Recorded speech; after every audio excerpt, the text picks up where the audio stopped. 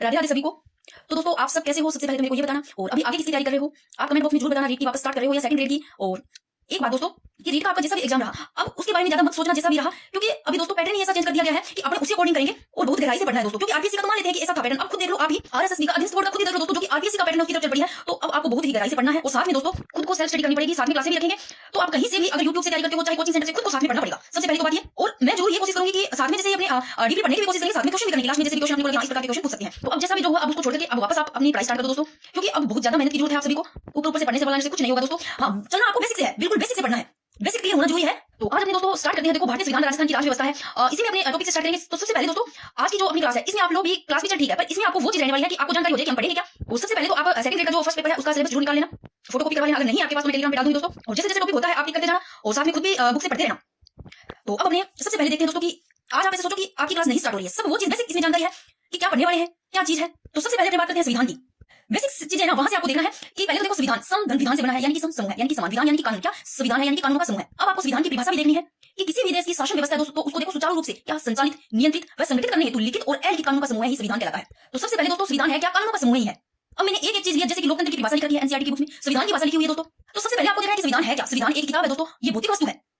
प्रत्येक देश में संविधान का क्या होता है? प्रतिनिधि होता है। प्रतिनिधि यानी कि राष्ट्राध्यक्ष। अब एक एक चीज समझिए आपको, मैं बिल्कुल बेसिक से स्टार्ट कर रही हूँ, सब कुछ अपने आज इस क्लास में देखने वाले हैं। मैं बताऊं क्या क्या देखने वाले, देखो एक एक चीज देखेंगे, थोड़ा सा क्वेश्चन भी देखेंगे कि किस प्रकार क्वेश्चन बन सकते हैं। फिर कल से अपनी रेगुलर क्लासेस रहेगी, जिसमें देखो आप जैसे संघ सरकार यानी कि संघ यानी कि केंद्र में किस प्रकार से होता है, और राज्य सरकार यानी कि इसमें किस हिसाब से होता है, ये सारा एक जगह देखोगे ना तो आपको बहुत ही मजा भी आने वाला है, समझ में भी आने वाला है। और आपको एक जगह ये चीज समझ के तो बहुत कुछ आपको समझ में आएगा, और आपको पॉलिटिक्स से जो डर लगता है वो भी शायद दूर हो जाए। तो अब अपने दोस्तों देखते हैं कि सबसे पहले देखो संविधान संविधान से बना है, यानी कि समूह, यानी कि समान विधान, यानी कि कानून होता है दोस्तों, कानून का समूह है। और संविधान की परिभाषा आपने देखी क्या थी कि यहाँ पर आपने दो चीजें देखी है कि किसी भी देश की अगर दोस्तों शासन व्यवस्था है ना, उसको सुचारू रूप से संचालित करना, तो नियंत्रित व संगठित, संचालित, नियंत्रित और संगठित करने हेतु लिखित और अलिखित कानून का समूह है, ये क्या कहलाता है? संविधान कहलाता है। एनसीईआरटी की बुक में ये बिल्कुल सेम टू सेम लिखी हुई है। नेक्स्ट, संविधान दोस्तों एक किताब है, ये भौतिक वस्तु है, यानी कि प्रत्येक देश में संविधान का प्रतिनिधि होता है, ये प्रतिनिधि होता है, ये राष्ट्राध्यक्ष होता है। अब आपको एक चीज समझिए कि राष्ट्राध्यक्ष कैसे दो प्रकार के, एक होता है दोस्तों वंशानुगत, एक होता है निर्वाचित। कुछ देशों में दोस्तों देखो वंशानुगत होता है, कुछ देशों में वंशानुगत न होकर निर्वाचित होता है। वंशानुगत जैसे कि राजा रानी हो गए, और निर्वाचित निर्वाचित यानी कि राष्ट्रपति। जहां देखो वंशानुगत न होकर दोस्तों निर्वाचित होता है वहां राष्ट्रपति, क्योंकि राष्ट्रपति सब निर्वाचित होते हैं। यहाँ जो निर्वाचित होकर के राष्ट्रपति, यहाँ व्यवस्था कौन सी होती है? तो आपको ये ध्यान रखनी है, यहाँ जो व्यवस्था होती है ये गणतंत्र व्यवस्था होती है। तो वंशानुगत में कौन सी व्यवस्था होती है? राजतंत्र होती है। अब आपको ये चीज ध्यान रखनी है कि अपने भारत में कौन सी व्यवस्था है? गणतंत्र और लोकतंत्र। और ब्रिटेन में दोस्तों राजतंत्र और लोकतंत्र है। तो मैंने क्या बताया? संविधान एक किताब है, एक भौतिक वस्तु, बिल्कुल आराम से पढ़ेंगे। और प्रत्येक देश में संविधान का प्रतिनिधि होता है, प्रतिनिधि राष्ट्राध्यक्ष होता है। राष्ट्राध्यक्ष देखो दो प्रकार से, वंशानुगत, एक वंशानुगत निर्वाचित होता है। निर्वाचित जैसे कि राष्ट्रपति साहब। अब यहाँ जो राष्ट्रपति साहब निर्वाचित होते हैं, यहाँ व्यवस्था कौन सी होती है? तो गणतंत्र होती है। अब दोस्तों जो लोकतंत्र है, अभी मैंने बताया कि जहाँ वंशानुगत जैसे राजा रानी, तो यहाँ जो व्यवस्था होती है वो राजतंत्र होती है। ब्रिटेन में दोस्तों राजतंत्र और लोकतंत्र है। अब ये लोकतंत्र क्या है? लोकतंत्र की भाषा देखो, लोकतंत्र क्या एनसीईआरटी की बुक में सेम टू सेम लिखा हुआ है। इस लोकतंत्र देखो शासन व्यवस्था में जनता की भागीदारी होनी चाहिए। लोकतंत्र से संबंधित है कि शासन व्यवस्था में किसी जनता की भागीदारी होनी चाहिए। अब इसमें देखो शासन व्यवस्था है दो प्रकार की, प्रत्यक्ष और एक अप्रत्यक्ष। बिल्कुल आराम से समझेंगे और मजा भी आने वाला है, बिल्कुल आपको बस देखना है। और साथ साथ ध्यान से समझना है कि शासन अप्रत्यक्ष क्या है दोस्तों, कि शासन की शक्तियों का उपयोग जनता खुद करेगी, जनता स्वयं करेगी, जैसे ग्राम सभा। एक एक चीज को समझेंगे। अप्रत्यक्ष शासन की शक्तियों का उपयोग जनता स्वयं न्याय करके दोस्तों जनता के प्रतिनिधि करेंगे, जैसे ग्राम पंचायत। अब तक आपने क्या देखा? सबसे पहले संविधान। संविधान है क्या? कानूनों का समूह है, ठीक है। संविधान एक किताब है दोस्तों, जो भौतिक वस्तु है। इसमें मैंने बताया कि राष्ट्राध्यक्ष जो प्रतिनिधि दो प्रकार से होते हैं, वंशानुगत और निर्वाचित होते हैं। निर्वाचित जैसे राष्ट्रपति साहब, यहाँ जो व्यवस्था होती है गणतंत्र, तो भारत में गणतंत्र और लोकतंत्र। लास्ट में क्वेश्चन पूछूंगी मैं, एक या दो तीन क्वेश्चन पूछ सकती हूँ। तो आपको एक चीज ध्यान रखनी है आराम से, कि जैसे मैं अभी व्यवस्था बताऊंगी कि कहां पर कौन सी ये प्रणाली है, तो आपको एक चीज ध्यान रखनी है। आपको एक क्वेश्चन बताना है, अगर वो सही कर दिया तो समझो कि आपको समझ में आ रही है, समझ विकसित हो रही है, आप कर भी लोगे क्वेश्चन। अगर बिल्कुल भी ये वो क्वेश्चन नहीं कर पाओगे तो समझ लेना कि आपको बहुत ज्यादा समझने की जरूरत है। अब यहाँ पर ये दो शासन प्रणाली है दोस्तों, इनको ध्यान से समझना है कि एक है संसदीय शासन प्रणाली, एक है अध्यक्षात्मक शासन प्रणाली। अब दोस्तों ये अपने भारत में संसदीय शासन प्रणाली, ध्यान रखना ये है दोहरी कार्यपालिका। अब दोहरी कार्यपालिका कैसे होती है भाई? संसदीय शासन प्रणाली ध्यान रखना भारत में, और एक होती है अध्यक्षात्मक शासन प्रणाली। इसमें दोस्तों दोहरी कार्यपालिका का अभाव होता है। अध्यक्षात्मक ध्यान रखना, इसमें उत्तरदायित्व का भी अभाव होता है। तो ये कहां है? जैसे कि अमेरिका में ध्यान रखना, अध्यक्षात्मक ऐसे अमेरिका, इस प्रकार याद कर सकते हो। तो ये भारत में नहीं है, तो ये इसी प्रकार में क्वेश्चन पूछूंगी भी कौन सी कहां पर है। अब देखो दोस्तों संसदीय शासन प्रणाली ये दोहरी कार्यपालिका होती है कैसे? एक तो जैसे कि नाम मात्र प्रमुख, एक वास्तविक प्रमुख। इसमें आप ये समझो कि नाम मात्र प्रमुख सिर्फ नाम मात्र के होते हैं। कौन होते हैं? यहाँ दोस्तों केंद्र में होते हैं ना, केंद्र में होते हैं राष्ट्रपति साहब, और राज्य में होंगे राज्यपाल साहब। ये दोनों के दोनों केंद्र में राष्ट्रपति, राज्य में जो राज्यपाल है, ये नाम मात्र के प्रमुख होते हैं। तो वास्तविक प्रमुख होते हैं, वास्तविक होते हैं प्रधानमंत्री और मुख्यमंत्री, यानी कि केंद्र में कौन होंगे? प्रधानमंत्री, तो राज्य में मुख्यमंत्री। इधर केंद्र में जो राष्ट्रपति है, राज्य में राज्यपाल, तो इधर केंद्र में जो वास्तविक प्रमुख होंगे प्रधानमंत्री, राज्य में मुख्यमंत्री। अब भैया नाम मात्र के कैसे? ये वास्तविक प्रमुख कैसे है? मेरे को ये बताओ, देश में जो समस्त कार्य, जो सारे कार्य है वो किनके नाम से किए जाते हैं? नाम से तो इनके जैसे राष्ट्रपति साहब करेंगे, यानी नाम से इनके होंगे राष्ट्रपति करेंगे, कौन? प्रधानमंत्री करेंगे। वैसे मेरे को बताओ कि राज्य में समस्त कार्य नाम से किनके होंगे? नाम से राज्यपाल होंगे, करेंगे कौन? तो मुख्यमंत्री। तो वास्तविक तो ये हो रहा है, तो ये इनके नाम से हो रहा है। यानी हम कह सकते हैं ना कि राष्ट्रपति और जो राज्यपाल है इनके पास कोई अधिकार नहीं है, इनको अपने एक प्रकार रबड़ स्टाम्प भी बोल सकते हैं, यानी कि केवल ये ठप्पा लगाने का काम करते हैं। कौन? राष्ट्रपति, जो राज्यपाल, केंद्र में राष्ट्रपति, राज्य में राज्यपाल। तो वास्तविक प्रमुख तो ये दोस्तों, कल तो काम ये रहे, ये चीज आपको समझ में। तो संसदीय शासन प्रणाली भारत में है, ये दोहरी कार्यपालिका है, इधर एक नाममात्र का है और इधर एक वास्तविक प्रमुख है जैसे केंद्र में, फिर राज्य में इधर नाममात्र का हो गया राज्यपाल और वास्तविक इधर मुख्यमंत्री। ये चीजें बिल्कुल बेसिक आपको समझ में आ रही है और पता भी होगा।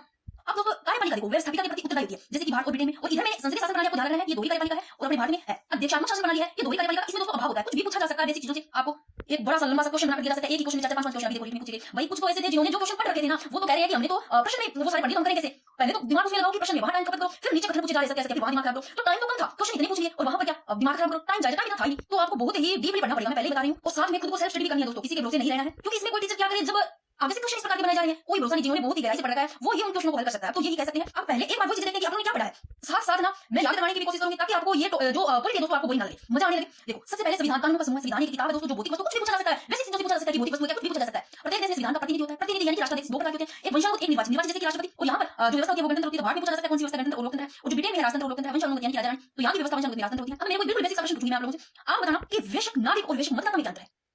कमेंट बॉक्स में जरूर लिखना कि वैश्विक नागरिक और वैश्विक मतदाता में क्या अंतर है। आपसे पूछ लिया जाए तो मैं बता देती हूँ कि जो वैश्विक नागरिक है और वैश्विक मतदाता है, बिल्कुल ही आप ऐसे समझो कि वैश्विक नागरिक यानी कि ऐसे व्यक्ति जिसकी उम्र 18 वर्ष हो गई है परंतु उसका मतदाता सूची में नाम नहीं है, वो तो होता है वैश्विक नागरिक। और मतदाता उल्टा होता है, यानी कि ऐसा व्यक्ति जिसकी 18 वर्ष उम्र हो गई है बट उसका मतदाता सूची में नाम है, तो वो वैश्विक मतदाता होता है। अब फिर आपको ऐसे पूछ लिया जाए कि ग्राम सभा का गठन कैसे होता है, ऑप्शन में हो कि वैश्विक मताधिकार से मिलकर, सरपंच या पंच वार्ड पंच से मिलकर, इस प्रकार पूछा जा सकता है। तो ग्राम सभा का जो गठन होता है वो वैश्विक मतदाता से मिलकर, और ग्राम पंचायत का पूछे तो उसमें शामिल होते हैं सरपंच हो गया, पंच वार्ड पंच हो गया, यानी कि सरपंच जैसे उपसरपंच, ये ध्यान रखना। तो बिल्कुल बेसिक बेसिक चीजें आपको यहाँ आज समझने वाली है हमने। तो फिर दोस्तों मैंने क्या देखा कि लोकतंत्र की परिभाषा देखी। लोकतंत्र यानी कि शासन व्यवस्था में जनता की भागीदारी होनी चाहिए, यानी कि शासन व्यवस्था दो प्रकार की होती है, प्रत्यक्ष और अप्रत्यक्ष। प्रत्यक्ष में यानी कि जनता है वो खुद, यानी कि शासन की शक्तियों का प्रयोग जनता स्वयं करेगी, जैसे कि ग्राम सभा हुई। अप्रत्यक्ष यानी कि शासन की शक्तियों का प्रयोग जनता स्वयं नहीं करेगी, जनता के प्रतिनिधि करेगी, जैसे ग्राम पंचायत। ग्राम पंचायत में मैंने अभी बताया। ग्राम सभा यानी कि ग्राम सभा का गठन कौन करता है, वैश्विक मतदाता है उनसे मिलकर होता है, वैश्विक मतदाता से। और जो ग्राम सभा है दोस्तों इसमें शामिल होंगे कौन, सरपंच होंगे, पंच वार्ड पंच, यानी कि सरपंच उपसरपंच होते हैं इसमें। तो आपको छोटी छोटी चीजें ध्यान रखनी है। फिर मैंने बताया कि संसदीय शासन प्रणाली, ये दोहरी कार्यपालिका होती है दोस्तों। संसदीय शासन प्रणाली भारत में है, अध्यक्षात्मक शासन प्रणाली भारत में नहीं है। इसमें क्या होता है, इसमें दोहरी कार्यपालिका का अभाव होता है। ये अमेरिका में है, उत्तरदायित्व का अभाव होता है, उत्तरदायित्व का। क्योंकि आप लोगों ने कभी मेरे को ये बताओ, कभी आप लोगों ने ये सुना है कि अमेरिका में जीपीएम होता है?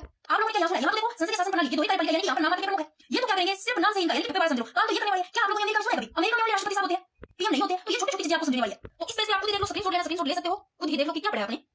अब दोस्तों दो और कौन सी देखो, एक है एकात्मक शासन व्यवस्था और एक है संघात्मक शासन व्यवस्था। फिर मैं एक क्वेश्चन पूछने वाली हूँ, ये क्वेश्चन आपको ही बताना है। एक बार समझ लो, अभी आपने देखा क्या पढ़ा इससे पहले, मैं फिर लेकर जाती हूँ कि मैंने बताया कि संसदीय शासन प्रणाली भारत में है, अध्यक्षात्मक शासन प्रणाली क्या भारत में है, अमेरिका में, याद रखना क्योंकि वो भारत में नहीं है। तो आपको जितना याद रखना कि भारत में नहीं है। फिर दोस्तों एकात्मक शासन व्यवस्था एक तरफ है, संघात्मक शासन व्यवस्था। अब जो दोस्तों जहां पर नाम आए एकात्मक, तो ये भी ब्रिटेन में नहीं है, सॉरी भारत में नहीं है। एकात्मक आता है तो शासन की संपूर्ण शक्तियां किसमें होगी, केंद्र में निहित होगी। शासन की जो सारी शक्तियां हैं वो केंद्र में निहित होगी, जैसे ब्रिटेन। तो जहां भी एकात्मक नाम आए आपको ब्रिटेन रहना है। फिर दोस्तों संघात्मक शासन व्यवस्था, हाँ दोस्तों ये भारत में, जैसे कि अभी हमने पढ़ा संसदीय शासन व्यवस्था पढ़ा ना वो भारत में, तो यहाँ है संघात्मक। एकात्मक आती है तो नहीं ब्रिटेन का ध्यान है। फिर संघात्मक शासन व्यवस्था, केंद्र व राज्यों में शक्तियों का स्पष्ट विभाजन, तो यहाँ राज्यों में भी आ गया केंद्र।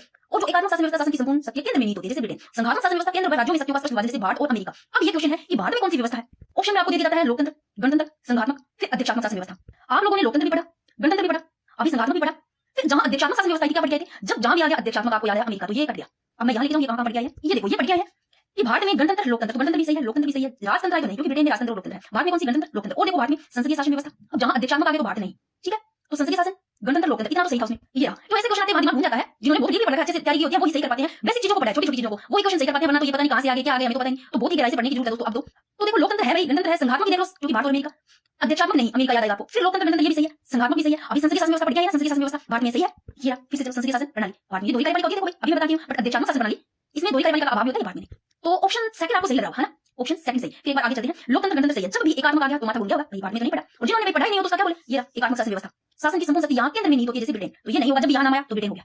तो ऑप्शन 2 से एक चीज बढ़िया तो ये सही कर सकते हो, क्योंकि ऐसे क्वेश्चन आते हैं। अब क्वेश्चन का कोई पता नहीं कैसा किस प्रकार से, छोटी छोटी चीजें बेसिक से पढ़नी है आपको, बेसिक से लेकर डीप। अब चलते हैं इस पेज पे, और ये पेज इतना ज्यादा महत्वपूर्ण है कि सारे जो इसमें आपको पता चल जाएगा क्या कैसे है, ये आपके सिलेबस में है। इसके अलावा आयोग है जो कि नए जुड़े हैं दोस्तों कुछ, और जिसे मानवाधिकार वाला हटा है, तो ये सारे करेंगे अपने। बट पहले इन सबको पढ़ेंगे जो कि ये सेकंड ग्रेड में भी है, रीड में भी है। जिनका देखो सेकंड ग्रेड पीटीआई और थर्ड ग्रेड में सेम टॉपिक रहने वाले हैं, वो आप अपना देख लेना, सिलेबस जरूर निकाल लेना, ताकि आपका रहे कि हमारा ये टॉपिक इसमें कवर हो जाता है। अब तो दोस्तों आपको क्या पढ़ना है, संवैधानिक विकास हो गया, और संविधान निर्माण है, जो प्रस्तावना, अनुसूचियां, ये सारे आपको पढ़नी है। नागरिकता है एक, जिसने नया जोड़ा है, जिसमें भाग शायद एक नहीं है, भाग 2 है नागरिकता, भाग 2 वाला जिसमें नागरिकता रहता है, भाग 3 जिसमें मौलिक अधिकार है, भाग 4 जैसे कि इसमें जो डीपीएससी यानी कि नीति तत्व आ जाते हैं। और जो भाग 5 है फिर पढ़ेंगे, भाग 5 में ये आता है, भाग 5 में देखो संघ सरकार, भाग 6 भी है, यानी कि जिसमें राज्य सरकार आती है। तो आपको एक एक चीज याद रखनी है। तो भाग जो कि 5 है इसमें संघ सरकार में ये तीनों कार्यपालिका, व्यवस्थापिका, न्यायपालिका, ये पढ़ने वाले हैं जो कि केंद्र में है। और एक साथ में लेकर चल रही हूँ कि केंद्र वाला और राज्य वाला, ताकि आपको एक जगह समझ में आ जाए। फिर अपने हिसाब से करेंगे कि कैसे टॉपिक करने हैं। अंतरराष्ट्रीय संबंध भी है, और भारतीय देशों के साथ संबंध, और एक नेहरू जी, जैसे कि नेहरू जी के समय में भारतीय से विदेशी नीति बात करते हैं, तो अपने उसमें यानी कि 1950 से जैसे यानी कि संविधान लागू हुआ था। फिर 1952 जैसे संसद का गठन हुआ, ये सारे पढ़ेंगे दोस्तों इसमें। और उसमें जो आयोग है, और नेहरू जी का कह सकते हैं 1952 से लेकर 1964 तक जो कुछ भी क्या क्या विशेषताएं रही, बाकी मैं टेलीग्राम पे डाल दूंगी, आपको थोड़ा मैं भी देख लूंगी कि क्या क्या है। कुछ जैसे कि अभी मैंने नहीं देखा है, हाँ, बट थोड़ा बहुत पता है कि मानवाधिकार वाला साइड हट गया है और नए जोड़े गए हैं आयोग, तो सारे कर लेंगे अपने। टाइम लगेगा जरूर, आपको अच्छे से पढ़ना है, और आप सब्जेक्ट का खुद अच्छे से तैयार करना, फर्स्ट पेपर का मैं करवा दूंगी। तो अब आपको यहाँ पर ये चीजें देखनी है दोनों, क्या कि संघ सरकार और राज्य सरकार। भाई अब ये अपनी नोटबुक में याद करना, इसको 2-3 बार लिख कर देखोगे ना, संघ सरकार और राज्य सरकार की दोनों, तो आपको 2-3 बार जब आप नोटबुक में देखोगे साथ में आपको याद भी हो जाएगा, मजा भी आएगा ये वाला करने का, क्योंकि ये जरूरी है आपको ये समझना। अब आपको इसमें क्या ध्यान रखना है कि संघ यानी कि केंद्र की बात हो रही है, संघ इसमें दोस्तों संघ सरकार ही, इसमें भाग 5 है, राज्य सरकार की बात है तो भाग 6। फिर आर्टिकल देना है संघ सरकार यानी केंद्र में भाग 5 और आर्टिकल 52 से 151 तक इसमें, तो राज्य सरकार में फिर आर्टिकल 152 से 237। अब अपने एक चीज देखते हैं कि संघ सरकार, इसमें ये 3 है दोस्तों, 3 अंग है, कौन कौन से, कार्यपालिका, व्यवस्थापिका, न्यायपालिका। कार्यपालिका कानून को लागू करना, और व्यवस्थापिका का कार्य क्या है, कानून का निर्माण करना, और न्यायपालिका का क्या काम होगा, कानून की जांच करना। अब देखो कार्य आपको एक चीज देखना है कि सबसे पहले संघ सरकार में भाग 5 आर्टिकल 52 से 151 तक। अब भैया चलते हैं कि कार्यपालिका में कौन कौन है। इधर संघ सरकार में तो कार्यपालिका में जो केंद्र में ये रहने वाले है, राज्य सरकार में कार्यपालिका में ये रहने वाले है राज्य में, और ये आप सभी को पता भी होगा, क्यों भाई तैयारी कर रहे हो, सेकंड ग्रेड की पॉलिटी पढ़ रहे हो, तो ये चीज आपको पता होगी कि राज्य सरकार में कौन से आते हैं, केंद्र में कौन से होते हैं। तो देखो संघ सरकार केंद्र में कार्यपालिका में पहले तो आर्टिकल देखो कि कार्यपालिका में आर्टिकल आते हैं 52 से 78। अब कार्यपालिका में कौन आते हैं, राष्ट्रपति साहब, उपराष्ट्रपति साहब, प्रधानमंत्री, मंत्री परिषद, महान्यायवादी। कार्यपालिका में संघ में केंद्र में अगर महान्यायवादी आता है तो राज्य सरकार में कार्यपालिका में महाधिवक्ता आता है। ये धारणा, इधर महान्यायवादी है, इधर महाधिवक्ता है। अब दोस्तों एक चीज और देखो, सबसे पहले आर्टिकल याद करना है आपको, कैसे भी याद करना है आर्टिकल, कुछ नहीं है, बिल्कुल इजी है, एक दो बार आप लोगों ने पढ़ लिया या फिर नोटबुक में बना करके कैसे भी याद करेंगे आपको सब याद हो जाएंगे। अब मैं बताती हूँ कि पहले फिर आर्टिकल याद करें कि संघ सरकार, इसमें व्यवस्थापिका यानी कि केंद्र में व्यवस्थापिका में संसद होती है, राज्य सरकार में व्यवस्थापिका में विधानमंडल होती है, ठीक है। संघ यानी कि केंद्र में संसद, राज्य में विधानमंडल, पता होगा ये चीज, राज्य में विधानमंडल और विधानमंडल के आगे जो है राज्यपाल, विधानसभा, विधान परिषद। तो संघ सरकार संसद में कौन से होते हैं? संसद के भी तीन है, राष्ट्रपति, राज्यसभा, लोकसभा। अब इनको देखते हैं दोस्तों। हाँ, एक चीज और देखो कि संघ सरकार न्यायपालिका, इसमें तो होता है उच्चतम न्यायालय, तो फिर राज्य में न्यायपालिका में इसमें उच्च न्यायालय होता है, इधर हाई कोर्ट है, ठीक है। अब देखते हैं दोस्तों एक एक आर्टिकल को समझते हैं बहुत ही आसानी से कि संघ सरकार भाग 5, राज्य सरकार भाग 6। संघ सरकार में आर्टिकल 52 से 151, दो चीजें याद होंगी। संघ केंद्र में भाग 5 रख लो, संघ सरकार में आर्टिकल 52 से 151, तीन इसके अंग देखो कौन कौन से संघ सरकार के, कार्यपालिका है, व्यवस्थापिका है, न्यायपालिका है। तो संघ में केंद्र में कार्यपालिका में आएंगे राष्ट्रपति, 52 राष्ट्रपति हैं, याद रख लो, 52 से 78 कार्यपालिका, 52 राष्ट्रपति यानी कि आर्टिकल 52, उपराष्ट्रपति, राष्ट्रपति में 52 है तो इसके आगे 52 के 5 आगे 6 लगाना, यानी कि राष्ट्रपति में 63, प्रधानमंत्री पद से 75 ना कि 74। तो संघ सरकार में कार्यपालिका में जो मंत्री परिषद है वो 74 है, राष्ट्रपति 52, उपराष्ट्रपति 63, प्रधानमंत्री 75, मंत्री परिषद 74, महान्यायवादी 76। तो इनका कार्य क्या है? कानूनों को लागू करना। फिर व्यवस्थापिका देखो 52 से 78 कार्यपालिका, फिर 79 से 122 व्यवस्थापिका में आती है आर्टिकल। तो दोस्तों संघ में केंद्र में व्यवस्थापिका में संसद होती है, संसद का आर्टिकल रख लो 79 इंपोर्टेंट। अब संसद के अंदर राष्ट्रपति 60, राष्ट्रपति 52, संसद के राष्ट्रपति, राज्यसभा, लोकसभा। राज्यसभा का है आर्टिकल 80, संसद का 79, राज्यसभा का 80, लोकसभा का 81। अगर ये तीनों आर्टिकल याद नहीं रहते हैं तो एक आप ये नाम लिख लो, सल्ला, सल्ला लिख लो, सल्ला, सल्ला में आपको सह दिखेगा, संसद 79, ठीक है।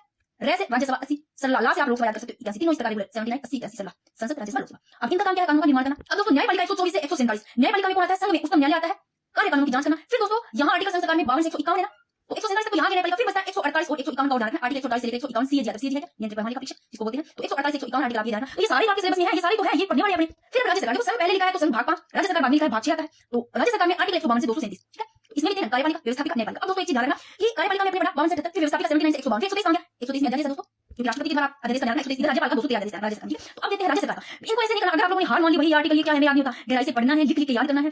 देखो मेहनत खुद करोगे, डीपली पढ़ोगे तो ही कुछ हो सकता है। खुद ही हार मान लोगे भाई हमें याद नहीं हो रहा है, पॉलिटिक्स से बहुत डर लग रहा है, तो मैं आपको कहां से कराऊं, खुद ही हार मानने जा रहे हो। थोड़ा सा खुद को ऐसे हौसला रखना है, भाई हम कर सकते हैं। जो आरएस की तैयारी कर रहे हैं मेरे को बताओ, वो भी तो किसी तरीके से, अब देखो आरएस में जैसे अभी एक चीज पूछ जा रही है ना, आरएस में से सीधे ही पूछे जाते हैं, आपको इंटरव्यू में देखा कुछ भी पूछ सकते हैं। जैसे मैं आपसे एक प्रश्न पूछती हूं, मेरे को ये बताना, अगर आप 3rd ग्रेड के टीचर लग जाते हो और वहां पर अब देखो 26 जनवरी वाले दिन आपको कोई कुछ ऐसा प्रश्न पूछ लिया जाता है सभी पेरेंट्स के सामने कि भारत गणतंत्र क्यों है, क्या आप बता दोगे भारत गणतंत्र क्यों है? तो भाई आरएस बता दोगे, मुझे पता है, बट आप क्या सही तरीके से सही बता पाओगे? मेरे को इसका इस प्रश्न का उत्तर देना, क्योंकि आरएस में इंटरव्यू में जाते हो ना तो सीधे ऐसे प्रश्न पूछे जाते हैं, बहुत कुछ सोच समझ करके, और वहां पर बहुत ज्यादा कॉन्फिडेंस चाहिए, बहुत कुछ सोच समझ करके देना पड़ता है। मेरे को एक प्रश्न का उत्तर देना कि भारत गणतंत्र क्यों है, और मैंने सबसे पहले आपको ये समझाने की कोशिश की है जब मैंने बताया कि जो राष्ट्राध्यक्ष है दो प्रकार से, वंशानुगत और एक निर्वाचित, दो प्रकार से होता है। मैंने इतना बता दिया तो शायद आप बता सकते हो इसको। मेरे को कमेंट बॉक्स में बताना कि भारत गणतंत्र क्यों है, इसका उत्तर बताना, फिर नेक्स्ट क्लास में मैं आपका उत्तर दूंगी आपके कमेंट को देख करके।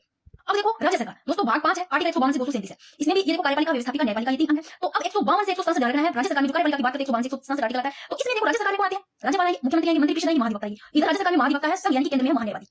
अब देखो कार्यपालिका 153 से 163, राज्यपाल, राष्ट्रपति 52 बताया मैं, राज्यपाल का ध्यान 153। तो भाई अब 152 से 237 राज्य सरकार में 152 में क्या है, आप देख लेना कि राज्य की भाषा है, सभी को पता होगा। 152 में राज्य की भाषा, 153 में राज्यपाल, फिर मुख्यमंत्री 164, मंत्री परिषद 163 और महाधिवक्ता 163, यानी 153 से 167 कार्यपालिका में आ गया। फिर 163 संसद के बाद में 167 के बाद में 168 से 212 व्यवस्थापिका। केंद्र में संघ में तो थी संसद व्यवस्थापिका में, यानी कि संघ में केंद्र में संसद होती है दोस्तों, और राज्य में व्यवस्थापिका में विधानमंडल। विधानमंडल आर्टिकल 168 जाएगा, विधानमंडल में तीन अंग, राज्यपाल, विधानसभा। इधर कौन सा था? राष्ट्रपति, राज्यसभा, लोकसभा, संसद में। तो विधानमंडल में राज्यपाल है, उधर राष्ट्रपति, तो इधर राज्यपाल, तो विधानसभा, विधान परिषद है। तो राज्यपाल मैंने बताया 153, विधानमंडल का आर्टिकल 168, विधानसभा 170, विधान परिषद 171। अगर आपको पूछा जाए कि विधान परिषद ऐच्छिक है या नहीं, तो दोस्तों ये ऐच्छिक है, सभी राज्यों में होना जरूरी नहीं है, क्योंकि अपने राजस्थान में ये नहीं है, राजस्थान में विधानसभा है, ठीक है। अगर भाई इस विधान परिषद का गठन करना हो तो किया जा सकता है। ध्यान रखो आर्टिकल 169 के अकॉर्डिंग अनुच्छेद 169, जिसमें विधान परिषद के गठन व समाप्ति की प्रक्रिया है, ठीक है। तो ये ध्यान रखना कि राज्य सरकार भाग 5, संघ केंद्र सरकार भाग 5 और राज्य सरकार भाग 6, सॉरी भाग 6, इधर भाग 5, इधर 6। आर्टिकल 52 से 151 संघ, राज्य में 152 से 237, कार्यपालिका में रही आगे, व्यवस्थापिका में विधानमंडल यानी कि राज्य में, केंद्र में फिर संसद है। फिर न्याय, अब देखो 212 तक है ना यहाँ, 212 व्यवस्थापिका में, फिर 213 में क्या है दोस्तों? तो 213 में अध्यादेश है। फिर 214 से चलिए 237, यानी 152 से 237 राज्य सरकार में। तो न्यायपालिका 214 से 237, जिसमें आता है उच्च न्यायालय। क्या आता है? उच्च न्यायालय। उच्च न्यायालय तो इधर आता है संघ में, ठीक है। न्यायपालिका उच्च न्यायालय आता है, इधर आता है उच्च न्यायालय, हाई कोर्ट, जो कि आर्टिकल 214 से 232। और क्या आता है? अधीनस्थ न्यायालय, जो कि 233 से 237 आर्टिकल का ध्यान रखना। ये चीज समझ में आ गई कि आप इनको एक बार एक जगह देखो।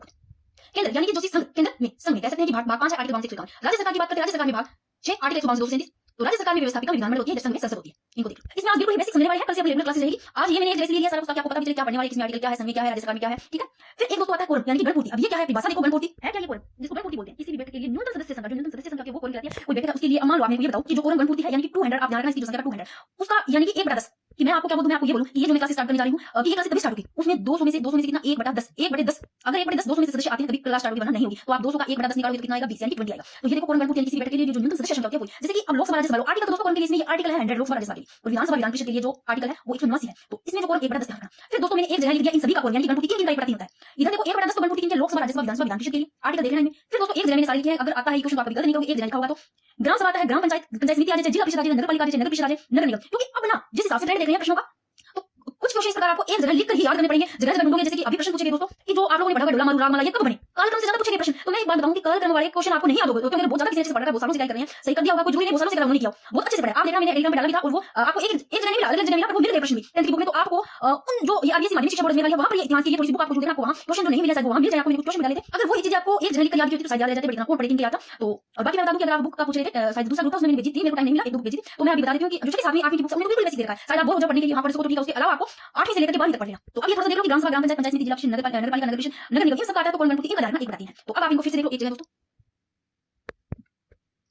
अभी अपने पढ़ा संवैधानिक आत्मक शासन व्यवस्था किसमें भारत में नहीं है, ब्रिटेन में है। संघात्मक शासन व्यवस्था ये देखो भारत वाला, फिर से देख लो लोकतंत्र है दोस्तों, गणतंत्र है, संघात्मक है, संसदीय शासन व्यवस्था है। तो ये पढ़ा अब थोड़ा सा देख लेते हैं कि ये क्या है। एक एक चीज को समझ लेते हैं, आज की क्लास में कुछ खास नहीं होने वाला है, पर हां बेसिक बहुत ज्यादा आपका क्लियर होने वाला है, कल से क्लास अभी रेगुलर रहने वाली है। अभी किसी कैसे कमेंट आ रहे थे कि राजस्थान ज्योग्राफी का पहले कर लो, तो आप लोगों ने में काफी पढ़ रखा होगा, बोर्ड भी हो गए होंगे पढ़ करके, तो जो चीजें बहुत कम पढ़ रही है शायद वो सही नहीं है। बाकी आप लोग याद बता देना कि राजस्थान ज्योग्राफी स्टार्ट करें या फिर ऐसे ही यही सही है पॉलिटिक्स। और एक क्वेश्चन मैंने टेलीग्राम पे भी डाला था, अभी आपसे और पूछती हूँ कि चार ऑप्शन देती हूँ कि राष्ट्रपति कौन, राष्ट्रपति, संविधान, जनता, सर्वोच्च न्यायालय। क्या कहते हैं, राष्ट्रपति, संविधान, जनता, सर्वोच्च न्यायालय, इनमें भारत में सर्वोच्च कौन है मेरे को बताना। अब इन तीनों को समझते हैं दोस्तों कि विधेयक, विधेयक यानी कि बिल, फिर अधिनियम यानी कि एक्ट, फिर अध्यादेश, ये तीनों में क्या अंतर है इनको थोड़ा सा देख लेते हैं, क्योंकि ये चीजें पहले बेसिक जरूरी है समझना। फिर जब आपने स्टार्ट करेंगे ये पढ़ा हुआ होगा तो आपको पता होगा कि हां बिल क्या होता है, विधेयक बिल यानी कि प्रक्रिया अधिनियम कानून है। अधिनियम एक्ट क्या है, जब किसी विधेयक पर कौन राष्ट्रपति या राज्यपाल स्वीकृति प्रदान कर दे तब अधिनियम यानी कि एक्ट बन जाता है। तो विधेयक बिल क्या है, अधिनियम एक्ट होता है। अध्यादेश क्या है, ये ऐसा कानून है दोस्तों जब संसद या विधानमंडल का सत्र नहीं चल रहा हो, वह केंद्र राज्य में कानून की आवश्यकता पड़ जाए तो उसे क्या कहते हैं, अध्यादेश कहते हैं। दोस्तों आज ये छोटी सी शुरुआत थी अपनी सेकंड ग्रेड के लिए, तो जिसमें भी आप देखना रीड में भी है, जिनके भी टॉपिक को देख लेना, अपने जो सेम करते चलेंगे तो अपना खुद सिलेबस ढूंढ लेना।